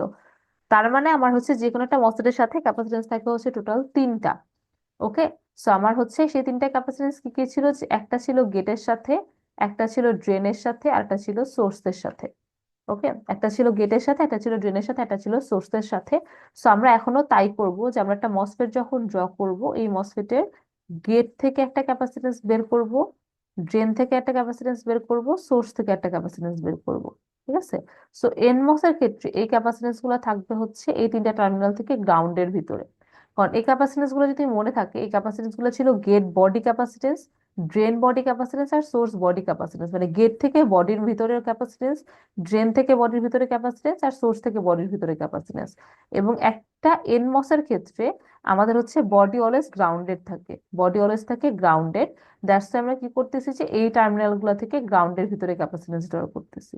ঠিক আছে, এটা তাহলে কি আমাদের সেই ড্রেন বডি ক্যাপাসিট্যান্সটা, এটা হচ্ছে আমাদের সোর্স বডি ক্যাপাসিট্যান্সটা, এবং এটা হচ্ছে আমাদের গেট বডি ক্যাপাসিট্যান্সটা। এবং আমরা বলছি যে এটা ইউনিট ট্রানজিস্টর, আমরা এখানে অ্যাসপেক্ট রেশিও 1 লিখে দিলাম। সেটা যদি ইউনিট ট্রানজিস্টর হয়, তো ইউনিট ট্রানজিস্টরের ক্ষেত্রে তো আমাদের ইকুইভ্যালেন্ট ক্যাপাসিট্যান্স কত হয়, সি হয়। তো আমাদের কি হবে, প্রত্যেকটা হবে সি সি সি। ঠিক আছে, তাহলে একটা এনমস কে আমরা কি করবো, একটা এনমস এর গেট থেকে গ্রাউন্ডের ভিতরে একটা ক্যাপাসিট্যান্স দিব, ড্রেন থেকে গ্রাউন্ডের ভিতরে একটা ক্যাপাসিট্যান্স দিব, সোর্স থেকে গ্রাউন্ডের ভিতরে একটা ক্যাপাসিট্যান্স দিব। আচ্ছা, সেম ভাবে পিমস, একটা ইউনিট পিমস যদি চিন্তা করি, তখন আমার ক্যাপাসিটেন্স গুলা দিতে হয় হচ্ছে ওই তিনটা টার্মিনাল থেকে ভিডিডির ভিতরে। পিমস এর ক্ষেত্রে হচ্ছে আমরা গ্রাউন্ডের ভিতরে না দিয়ে ভিডিডির ভিতরে দেই, কারণ সেম রিজন যে পিমস এর বডি ভিডিডি তে কানেক্টেড থাকে। আমার এনমস এর বডি গ্রাউন্ডেড থাকে, পিমস এর বডি ভিডিডি তে কানেক্টেড থাকে। দ্যাটস ওয়াই পিমস এর ক্ষেত্রে এই ক্যাপাসিটেন্স গুলো আমরা হচ্ছে গ্রাউন্ডে না দিয়ে আমরা ক্যাপাসিটেন্স গুলো দিব হচ্ছে ভিডিডির সাথে। ঠিক আছে, তো আমরা হচ্ছে এখানে ভিডিডির সাথে কানেক্ট করব, এখানে একটা ক্যাপাসিটেন্স, তারপর হচ্ছে আমাদের এখানে আর একটা ক্যাপাসিটেন্স, আর এখানে একটা ক্যাপাসিটেন্স। ঠিক আছে, তো আমাদের তিনটা ক্যাপাসিটেন্স।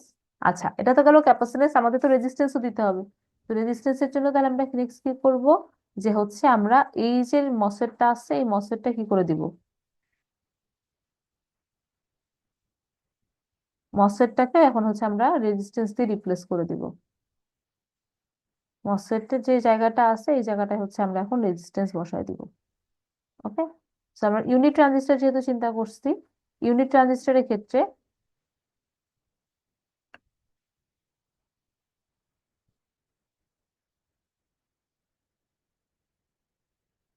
ইউনিট ট্রানজিস্টরের ক্ষেত্রে এনমস এর জন্য রেজিস্ট্যান্স কত হয়, আর, তো এখানে যে রেজিস্ট্যান্সটা লিখবো সেটা ভ্যালু হচ্ছে আর। আর পিমস এর জন্য রেজিস্ট্যান্সটা কত হয়, 2R, সেখানে লিখবো হচ্ছে আমরা 2R।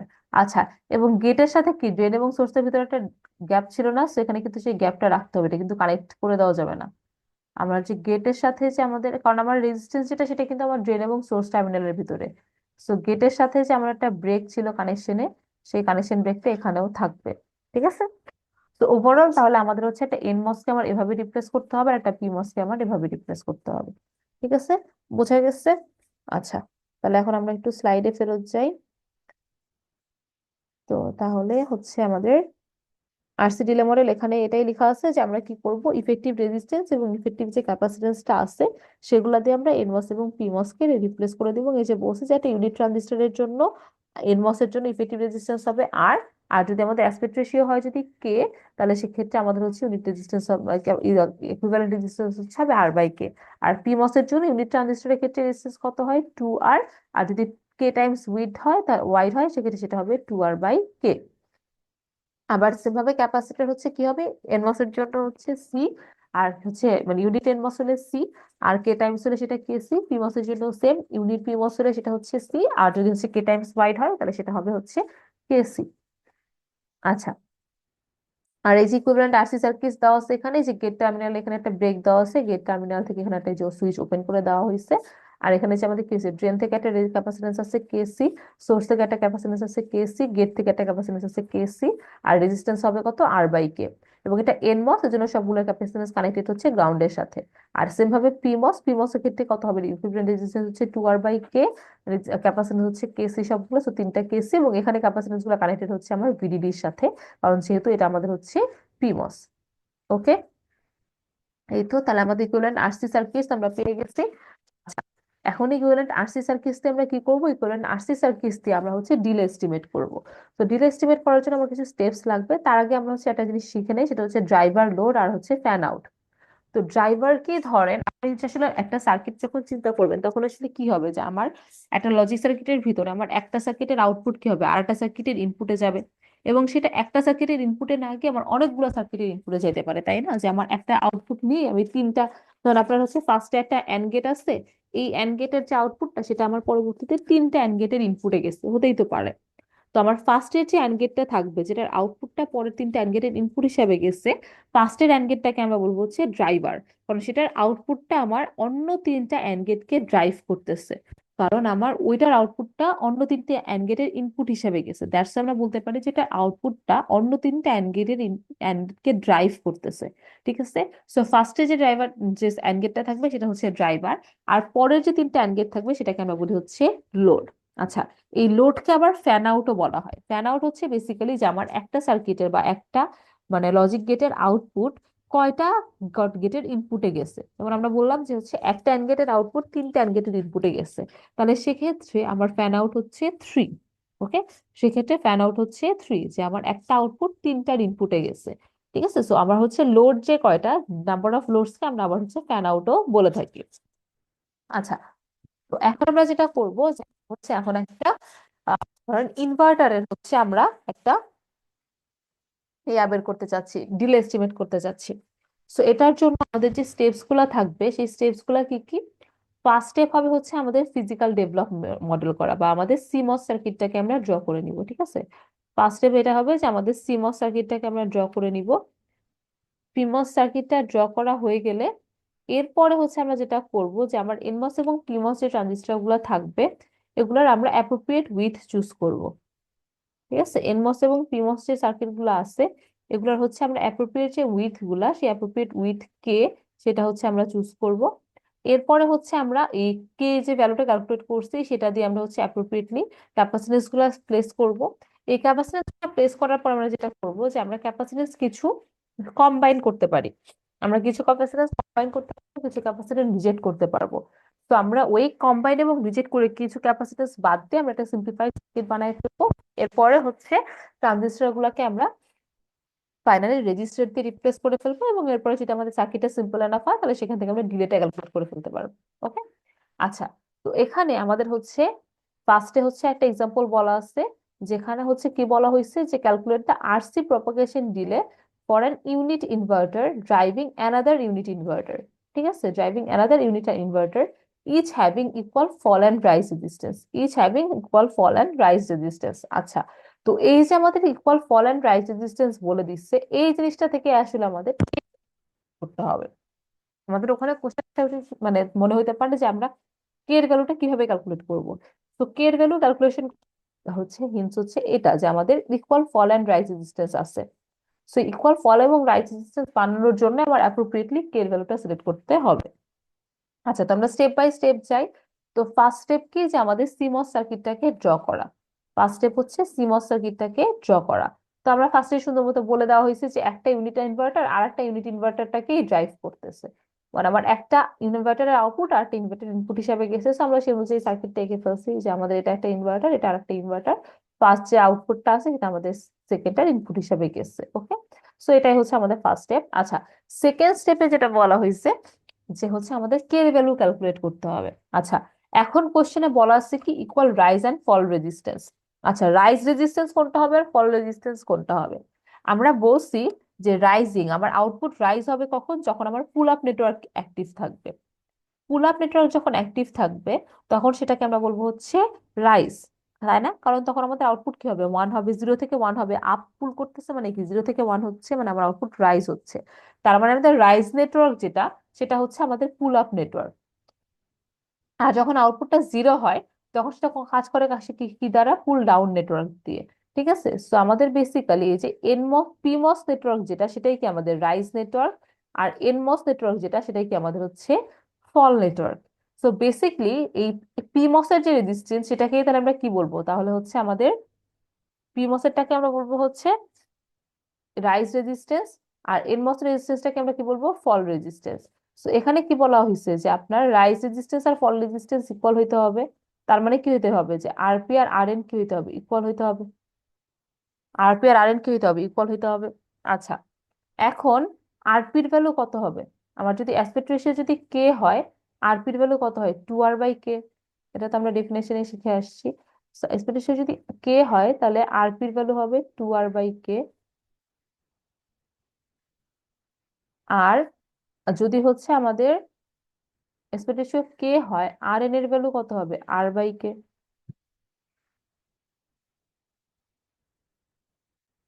ঠিক আছে, এটা আমরা কে পি লিখলাম, এটা হচ্ছে কে এন।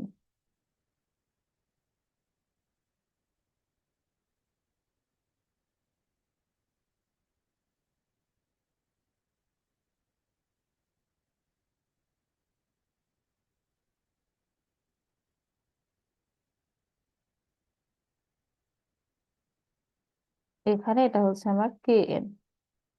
ঠিক আছে, তো কোশ্চেনে তো বলা আছে আরপি আর আর এনটা কি ইকুয়াল। কোশ্চেনে তো আপনাকে বলে দেওয়া হয়েছে যে আরপি আর আর এনটা হচ্ছে ইকুয়াল।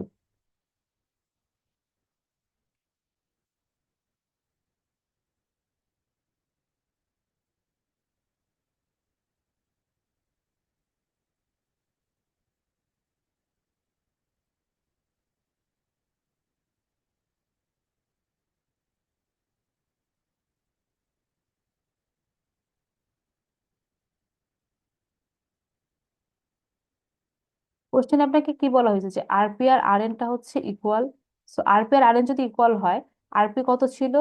2r/kp, আর আরএনটা ছিল r/kn।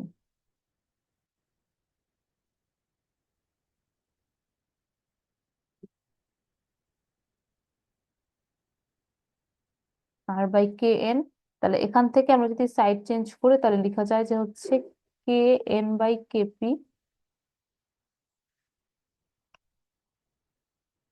kn/kp, এটা কত হচ্ছে? r/2r, বা হাফ।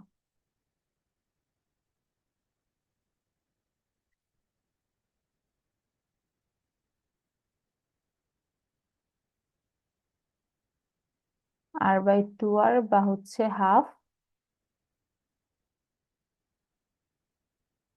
তাহলে এখান থেকে আমরা যেটা লিখতে পারবো সেটা হলো যে আমাদের KP equals to 2kn।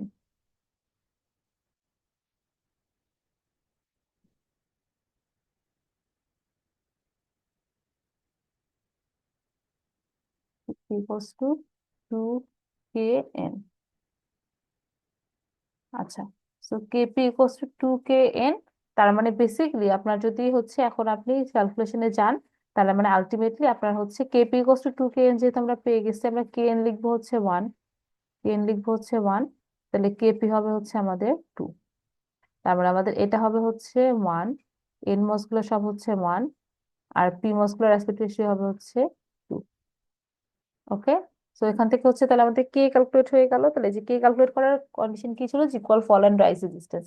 Rise resistance হচ্ছে পিমস নেটওয়ার্কের রেজিস্ট্যান্স, ফল রেজিস্ট্যান্স হচ্ছে এনমস রেজিস্ট্যান্সের রেজিস্ট্যান্স। তো আরপি আর আর এনটা ইকুয়াল হইতে হবে, এবং আমরা জানি যে হচ্ছে আরপি ভ্যালু হচ্ছে 2r/kp, আর এন এর ভ্যালু হচ্ছে r/k।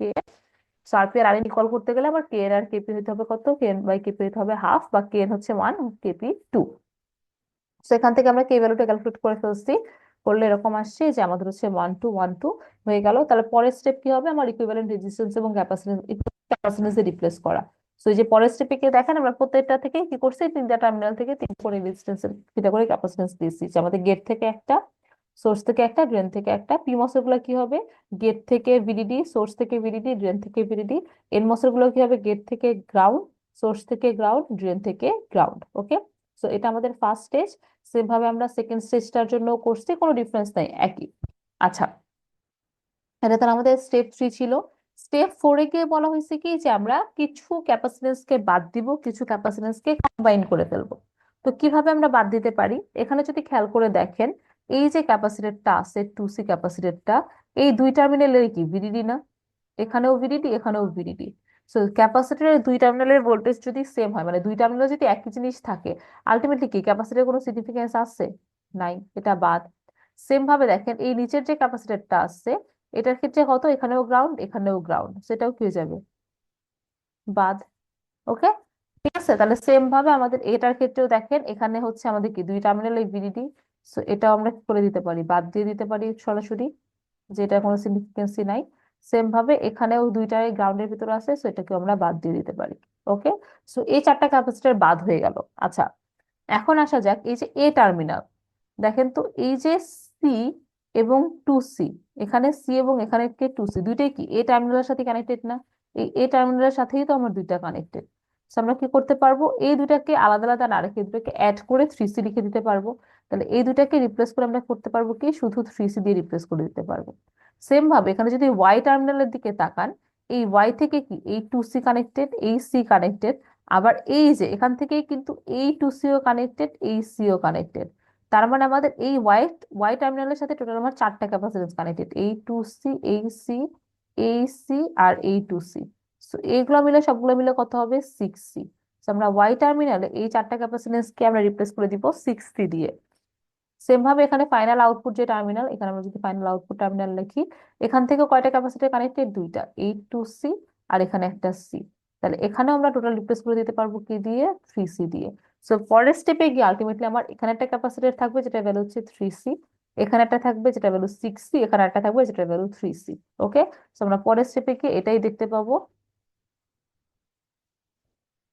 পরের স্টেপে গিয়ে আমরা হচ্ছে এটাই দেখতে পাবো যে এই যে দেখেন আমাদের হচ্ছে সবগুলাকে কি করে ফেলছে, রিপ্লেস করে ফেলছে। রিপ্লেস করে আমরা কি করে ফেলছি যে হচ্ছে আমরা এই প্রত্যেক এই টার্মিনালে টোটাল কত আসছিল, 3C আসছিল। সো এই টার্মিনাল থেকে গ্রাউন্ডের ভিতর থাকবে 3C, ওয়াই টার্মিনাল থেকে টোটাল মানে 6C আসছিল, সো ওয়াই থেকে গ্রাউন্ডের ভিতর থাকবে 6C। সেম ভাবে ফাইনাল আউটপুট টার্মিনালে আসছিল হচ্ছে আমার 3C, আমার ওখান থেকে গ্রাউন্ডের ভিতর থাকবে 3C। ওকে, সো হয়ে গেছে। তাহলে এর পরের কাজ কি হবে, আমরা ট্রানজিস্টর যেগুলো আছে সেগুলোকে আমরা রেজিস্ট্যান্স দিয়ে রিপ্লেস করে দিব। রেজিস্ট্যান্স দিয়ে যদি রিপ্লেস করে দেই, আমাদের হচ্ছে অ্যাসপেক্ট রেশিও কত ছিল, 2, মানে এখানে তো আমরা আসলে কি করছিলাম, মানে দুইটার জন্যই কত হবে, রেজিস্ট্যান্স আর হবে না। এনমস এবং পিমস দুটার জন্য রেজিস্ট্যান্স কত হবে, আর হবে। পিমস অ্যাসপেক্ট রেশিও ছিল কত, 2। সো 2R/K, মানে আলটিমেটলি কত আসবে আর। এনমস এর জন্য কত ছিল, 1। সো আলটিমেটলি কত হবে, 1। আর এটা তো আমরা শুরুতেই করছি যে ইকুয়াল ফল এবং রাইজ রেজিস্ট্যান্স করতে চাইছিলাম, সো দুটার জন্যই কত হবে, আর হবে। তো আমরা ফাইনালি কি করে দিব, ওই দুইটা আর দিয়ে রিপ্লেস করে ফেলবো। এই যে তাহলে আলটিমেটলি থাকবে এখানে আর, এখানে আর, এখানে 3C, এখানে আর, এখানে আর, এখানে 6C, এখানে আবার 3C। এবং এই যে এখানে কিন্তু গ্যাপ থাকবে মাঝে, কারণ আমাদের গেট ছিল এখানে। সো এখানে কিন্তু ডিরেক্টলি কানেকশনটা থাকবে না। সো এই যেখানে একটা মানে গ্যাপ দেওয়া হয়েছে, এখানেও সেম ভাবে একটা ব্রেক দেওয়া হয়েছে। ওকে, আচ্ছা, এই তো। সো এখন আমরা যদি হচ্ছে জাস্ট এই ফ্যান আউটটাকে বাদ দিয়ে ফেলি, মানে জাস্ট আমরা যদি চিন্তা করি যে এই ওয়াই নোডের ডিলে কত হবে, মানে আমি তো এতে ইনপুট দিব, তার জন্য আমার ওয়াই আসবে, তাই না? সো আমরা যদি এখন শুধু ওয়াই এর ভ্যালুটা বের করতে চাই যে আমার ওয়াই এ কতটুকু ডিলে আসবে, এ থেকে ওয়াই আসতে কতক্ষণ ডিলে হবে, তাহলে আমার কি এই জিনিসটা তো কোনো দরকার নাই, কারণ এখানে তো আমার কোনো কানেকশনই নাই, মাঝে তো আমার কানেকশন ব্রেক। তো এই জিনিসটা টোটালি কিন্তু আর কোনো দরকারই নাই। তো এই জিনিসটাকে বাদ দিয়ে জাস্ট আমরা কি করবো, এবং এ পাশে এইটুকুরও কোনো দরকার নাই, কারণ এখানে আমার একটা ব্রেক আছে। তো এই যে দুইটা আর 6C, এটাই হচ্ছে বেসিক্যালি আমার সেই নেটওয়ার্কটা। ওকে, সো ওই দুইটা আর 6C এটাই আমাদের নেটওয়ার্কটা। তো যখন আমরা চার্জিং করব, মানে যখন আমার ইনপুট হচ্ছে 0, ইনপুট যদি 0 হয় তখন কি আমাদের পিমসটা কি অ্যাক্টিভ থাকবে, এনমস হচ্ছে অফ থাকবে, তাই না? সো এনমসকে আমরা কি করতে পারি, বাদ দিয়ে দিতে পারি, এটা তো আর তখন থাকবে না, জাস্ট আমার পিমসটা অ্যাক্টিভ থাকবে। তো তখন কি হবে, এই রেজিস্ট্যান্স দিয়ে এই ক্যাপাসিটরটা ধীরে ধীরে চার্জ হবে। তাহলে সেখান থেকে আমরা কি লিখতে পারবো, যে টি পিডিআর যেটা হবে, সেটা কি হবে, যে delay when Y going 0 to 1। ঠিক আছে, আউটপুটটা যখন 0 থেকে 1 হইতে যাবে, তখন সেটাকে আমরা কি বলতেছি, কি propagation delay of rising. So ultimately সেখান থেকে আমরা কত পাবো, যে আমাদের এই নেটওয়ার্ক দিয়ে যেহেতু হচ্ছে আমাদের হবে, রেজিস্ট্যান্স ভ্যালু হচ্ছে আর, ক্যাপাসিট্যান্স ভ্যালু হবে 6C। সো টাও এর ভ্যালু হবে 6RC। ওকে, সো টাও এর ভ্যালু কত হবে, 6RC। ঠিক আছে, আচ্ছা। আর এখানে কি প্রোপাগেশন ডিলে এবং কন্টামিনেশন ডিলের মধ্যে কোনো ডিফারেন্স আসবে, আসবে না, মানে এখানে কম্বিনেশন একটাই, এখানে তো আর কোনো ডিলে আসা পসিবল না, এখানে একটাই পসিবল ডিলে, এখানে পসিবল ডিলে একটাই, যেটা 6RC। সো এখানে কন্টামিনেশন ডিলে আর ফলিং প্রপাগেশন ডিলে হচ্ছে সেম। আচ্ছা, এখন হচ্ছে আমরা কি করতে চাচ্ছি, সেম ভাবে ফলিং ডিলেটা ক্যালকুলেট করতে চাচ্ছি। সো ফলিং এর টাইমে কি হবে, যে আমার ইনপুট থাকবে 1, আউটপুট হবে 0। তো তখন কি আমার পিমসটা কি থাকবে, পিমসটা অফ থাকবে, সেটাকে আমাদের বাদ চলে যাবে। এনমসটা অ্যাক্টিভ থাকবে, এবং আউটপুট কি হবে, 1 থেকে 0-তে শিফট করবে, ও কি করবে, আমাদের ক্যাপাসিটরটা ডিসচার্জ করবে। সো আমার এই পাথে ডিসচার্জ করবে। সো এখানে আমাদের রেজিস্ট্যান্স কত, আর ক্যাপাসিট্যান্স হচ্ছে 6C। সো আলটিমেটলি আপনার ডিলেটা আসবে 6RC। ঠিক আছে, এবং এখানেও সেম, যে আমাদের কন্টামিনেশন এবং প্রপাগেশন ডিলেটা হচ্ছে এক্স্যাক্টলি ইকুয়াল। কন্টামিনেশন ডিলে এবং প্রপাগেশন ডিলেটা হচ্ছে এক্স্যাক্টলি ইকুয়াল, অ্যাজ আমাদের আর কোনো পসিবল কম্বিনেশন নাই। So আমাদের পসিবল ডিলে একটাই, সো কন্টামিনেশন এবং প্রপাগেশন ডিলেটা হচ্ছে সেম। ওকে, এই তো। তাহলে হচ্ছে আমরা মোটামুটি ইকুইভ্যালেন্ট আরসি সার্কিটস এর ক্ষেত্রে কি করব, ইকুইভ্যালেন্ট আরসি সার্কিট যখন আমরা বের করবো, তখন আমাদের ফার্স্ট কাজ থাকবে হচ্ছে আমাদের ইকুইভ্যালেন্ট সার্কিটটা ড্র করা বা সিমস সার্কিটটা ড্র করা। এরপরে হচ্ছে আমার কন্ডিশন দেওয়া থাকবে, সেই কন্ডিশন থেকে আমরা হচ্ছে বেসিক্যালি ইকুইভ্যালেন্ট রেজিস্ট্যান্স ক্যালকুলেট করব। সরি, সেখান থেকে হচ্ছে আমরা অ্যাসপেক্ট রেশিও বা কেটা ক্যালকুলেট করব। সো অ্যাসপেক্ট রেশিও বা কে ক্যালকুলেটেড হয়ে গেলে, এরপরে সেখান থেকে আমরা কি করব, আমরা হচ্ছে যে ট্রানজিস্টর গুলো থাকবে, সেগুলোকে আমরা তার ইকুইভ্যালেন্ট যে ক্যাপাসিটেন্স গুলো থাকবে, তিনটা করে, প্রত্যেকটা ট্রানজিস্টর থেকে তিনটা ক্যাপাসিটেন্স, সেই তিনটা ক্যাপাসিটেন্স আমরা হচ্ছে ড্র করব অ্যাপ্রোপ্রিয়েটলি কে এর ভ্যালু দিয়ে ম্যাচ করে। এরপরে সেই ক্যাপাসিটেন্স গুলো আমরা দেখবো যে কিছুটা আমরা কম্বাইন করতে পারি, কিছু আমরা এলিমিনেট করতে পারি, করে আমরা সিম্পলিফাই করে ফেলবো। এর পরের স্টেজে গিয়ে আমরা হচ্ছে কি করে ফেলবো, পরের স্টেজে গিয়ে আমরা সেখান থেকে হচ্ছে যে ট্রানজিস্টর গুলো ছিল সেগুলোকে রেজিস্ট্যান্স দিয়ে রিপ্লেস করে দিব। এরপরে ফাইনালি আমরা হচ্ছে ডিলেটা ক্যালকুলেট করে ফেলবো। এই তো আমার ওভারঅল স্টেপস। আচ্ছা, এখন আপনাদের মনে হতে পারে যে আমরা এই জায়গায় যখন আমরা হচ্ছে ক্যাপাসিটর গুলো ড্র করছিলাম, এই যে আমার ফাইনালি আমার যে ইনপুট ক্যাপাসিটেন্স, সেই ইনপুট ক্যাপাসিটেন্সের কিন্তু আমার কোনো কাজ ছিলই না, তাই না? আমরা ফাইনালি যখন চার্জিং ডিসচার্জিং টাইম বের করছি, এই যে 3C ইনপুটে যে আমার ক্যাপাসিটেন্স, এই ক্যাপাসিটেন্সের তো কোনো ভ্যালুই নাই, এটা তো আমার কোনো কাজেই লাগে নাই। তাহলে আমরা গেট থেকে কেন ক্যাপাসিটেন্স গুলো ড্র করলাম, গেট থেকে ক্যাপাসিটেন্স গুলো না ড্র করলেও পারতাম, তাই না? বাট এখানে কোনো কাজে লাগে নাই, ঠিক আছে, এখানে আপনি গেট ক্যাপাসিট্যান্স ড্র না করলেও পারতেন। বাট মাঝের স্টেটটাতে 6C কেন আসছিল বলেন তো? এটাতে কি পরের স্টেজের ইনপুট ক্যাপাসিট্যান্স গুলো অ্যাড হয়েছে না? আমরা যদি পরে আগের ফিগারটা দেখেন, এই টু সি আর এই সিটা কি ছিল? এই স্টেজের আউটপুট ক্যাপাসিট্যান্স। আর এই টু সি আর এই সিটা কি ছিল? পরের স্টেজের ইনপুট ক্যাপাসিট্যান্স। তো আপনি যদি এই গেট ক্যাপাসিট্যান্স গুলো যদি ভাবেন যে না, গেট ক্যাপাসিট্যান্স গুলো তো আমার কাজে লাগে না, আমি গেট ক্যাপাসিট্যান্স গুলো আঁকবো না, আমি জাস্ট ড্রেনার সোর্স ক্যাপাসিট্যান্স আঁকবো, তখন কিন্তু এই মাঝের যে নোডটা থাকবে এটার যে আপনার লোড ক্যাপাসিট্যান্স সেটা বের হবে কিন্তু ভুল। কারণ আমার এখানকার আউটপুট ক্যাপাসিট্যান্স মানে এই দুইটার ক্যাপাসিট্যান্স তো থাকতেছে, এই সাথে পরের স্টেজের ইনপুট ক্যাপাসিট্যান্স গুলোও কিন্তু আমার এখানে এসে অ্যাড হচ্ছে।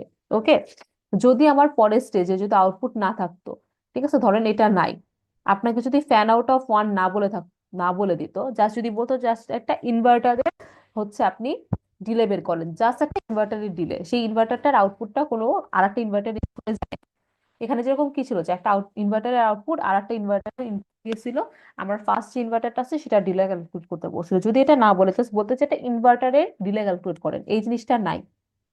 এই জিনিসটা যদি না থাকতো, সেক্ষেত্রে আপনি যদি তাকায় দেখেন আপনার ওয়াই এর সাথে ক্যাপাসিট্যান্স কত আসতো? 3C আসতো না? এই ক্যাপাসিটরটা তো বাদ চলেই যাবে। এখানে 2C আর সি যোগ করে কত আসতো? 3C আসতো। তখন কিন্তু আপনার 6C আসতো না, তখন কিন্তু আপনার এই টার্মিনাল থেকে গ্রাউন্ডের ভিতরে ক্যাপাসিট্যান্স আসতো হচ্ছে 3C। ঠিক আছে, এখানে 3C না এসে 6C কেন আসছে? এই 3Cটা হচ্ছে বেসিক্যালি এই যে ইনভার্টারটা আছে সেই ইনভার্টারের ক্যাপাসিট্যান্স। এই 3Cটা হচ্ছে আমার এই ইনভার্টারের ইফেক্টিভ ক্যাপাসিট্যান্স, ঠিক আছে। আর এই যে আমার পরে যে আরেকটা ইনভার্টার আছে, এই যে ইনভার্টারটা আরেকটা ইনভার্টারকে ড্রাইভ করতেছে, সেই ইনভার্টারের ইনপুট ক্যাপাসিট্যান্স কত? 3C। ঠিক আছে, দেখেন আপনার এই ইনভার্টারের ইনপুট ক্যাপাসিট্যান্স কত, এই নোডের সাথে কয়টা ক্যাপাসিট্যান্স কানেক্টেড? দুইটা, একটা 2C আর একটা 3C। সো এটার ইনপুট ক্যাপাসিট্যান্স হচ্ছে 3C। সো বেসিক্যালি আমার এই ফার্স্ট স্টেজটার আউটপুট ক্যাপাসিট্যান্স প্লাস সেকেন্ড স্টেজের ইনপুট ক্যাপাসিট্যান্স দুইটা মিলে কত হয়েছে? 6C হয়েছে। ওকে, সো এই জন্য দেখেন এখানে আসছে 6C। যদি আমার এই পরের স্টেজের ইনভার্টারটা না থাকতো, এখানে 6C না এসে এখানে আসতো 3C। ঠিক আছে, আবার এখানে যদি একটা ইনভার্টার কানেক্টেড না হয়, যদি দুইটা ইনভার্টার কানেক্টেড হইতো, এখান থেকে যদি আরেকটা ইনভার্টার কানেক্টেড থাকতো আমার, সেক্ষেত্রে আমার এখানে 6C না এসে আমার এখানে 9C চলে আসতো। কারণ এটার জন্য ইনপুট আপনার এটার আউটপুট ক্যাপাসিট্যান্স কত? 3C। জাস্ট সিম্পলি এটার আউটপুট ক্যাপাসিট্যান্স হচ্ছে আপনার 3C। ওকে, এখান থেকে আপনি 3C পাচ্ছেন, এটার ইনপুট ক্যাপাসিট্যান্স 3C, সেম ভাবে এটার input ক্যাপাসিট্যান্সও 3C। So overall 3C মিলে এখানে কত চলে আসতো? 9C চলে আসতো। তো এই জন্য আমাদের ফ্যান আউটটা ইম্পর্টেন্ট। ঠিক আছে, আপনার ফ্যান আউট যত দেওয়া থাকবে, আপনাকে যদি বলা হয় যে একটা ন্যান্ড গেটের ডিলে ক্যালকুলেট করো, যে ন্যান্ড গেটের ফ্যান আউট হচ্ছে 4, ন্যান্ড গেটের ফ্যান আউট হচ্ছে 4, তো তখন আপনার লোড ক্যাপাসিটেন্স ক্যালকুলেট করার টাইমে কি করতে হবে? যে ওর অ্যাকচুয়াল আউটপুট ক্যাপাসিটেন্স যেটা আছে সেটা তো থাকবেই, প্লাস যদি ফ্যান আউট হয় 4, তার মানে কি এটা চারটার সাথে কানেক্টেড আছে। সো আমরা একটা ন্যান্ড গেটের ইনপুট ক্যাপাসিটেন্স আপনি বের করবেন, তার সাথে 4 গুণ করবেন। ওকে, যেমন আমরা ইনভার্টারের ক্ষেত্রে চিন্তা করি, যেমন একটা ইনভার্টারের ডিলে ক্যালকুলেট করতে বলছে যার ফ্যান আউট হচ্ছে 4, সো ইনভার্টারের নিজের আউটপুট ক্যাপাসিটেন্স হচ্ছে 3C। এরপরে যদি 4 হয় তার হচ্ছে যদি ফ্যান আউট, তাহলে ওর যে আউটপুট ক্যাপাসিটেন্স যেটা হবে, ফাইনাল লোড ক্যাপাসিটেন্স যেটা হবে, সেটা হচ্ছে আমাদের হবে 3C। 3Cটা কি? তার ওর নিজের আউটপুট ক্যাপাসিটেন্স। আর ফ্যান আউট যেহেতু আছে 4, এই 4 মাল্টিপ্লাইড বাই কত হবে? আপনার ইনপুট ক্যাপাসিটেন্স। এবং আমার ইনপুট ক্যাপাসিটেন্সও কত ইনভার্টারের? 3C। সো বেসিক্যালি আমার হচ্ছে এরকম 4 × 3C। সো আলটিমেটলি আপনার হবে হচ্ছে 15C। ঠিক আছে, ওই সেম ভাবে এই ফর্মুলা অ্যাপ্লাই করে কিন্তু আপনি হচ্ছে ওয়ান ফ্যান আউটের জন্য কত আসবে? 3C + 3C 6C। এখানে আমরা দেখছি এটাই যে আমাদের এই 6Cটা আসছে। ঠিক আছে, তো এই জন্য আমাদের ফ্যান আউটটা খুব ইম্পর্টেন্ট। আমাদের যদি 4 ফ্যান আউট 5 ফ্যান আউট বলা থাকে, তখন তো আমরা আসলে পুরাটা সার্কিটটা আঁকবো না। আমরা জাস্ট ওই যে বেসিক যে সার্কিটটা, যেটা আমরা বলা হয় যে একটা ইনভার্টারের ডিলে ক্যালকুলেট করো উইথ ফ্যান আউট অফ, আমরা জাস্ট ইনভার্টারটাকেই আঁকবো। এই 5 ফ্যান আউটের জন্য আমরা কি করব? আবার ইনভার্টারের যে আউটপুট ক্যাপাসিটেন্স আসবে তার সাথে 5 ইনভার্টারের ইনপুট ক্যাপাসিটেন্সটাকে অ্যাড করবো, করে আমরা ওভারঅল লোড ক্যাপাসিটেন্স বের করব, সেখান থেকে আমরা ডিলে ক্যালকুলেট করব। সো ফ্যান আউট যত বাড়বে ডিলে কিন্তু তত বাড়বে, কারণ আমার ফ্যান আউট বাড়লে লোড ক্যাপাসিটেন্সটা তাহলে তত বেড়ে যাচ্ছে। ওকে, বুঝা গেছে? সো এই পর্যন্তই মোটামুটি হচ্ছে আমরা এই লেকচারে শেষ করি। আমরা নেক্সট লেকচার হচ্ছে আমরা ন্যান্ড গেট থেকে স্টার্ট করব, ন্যান্ড গেট, এবং এরপরে হচ্ছে আমরা সেখান থেকে আর একটা ডিলে মডেল শিখবো, যেটাকে আমরা বলে হচ্ছে এলমোর ডিলে মডেল। ওকে, ঠিক আছে।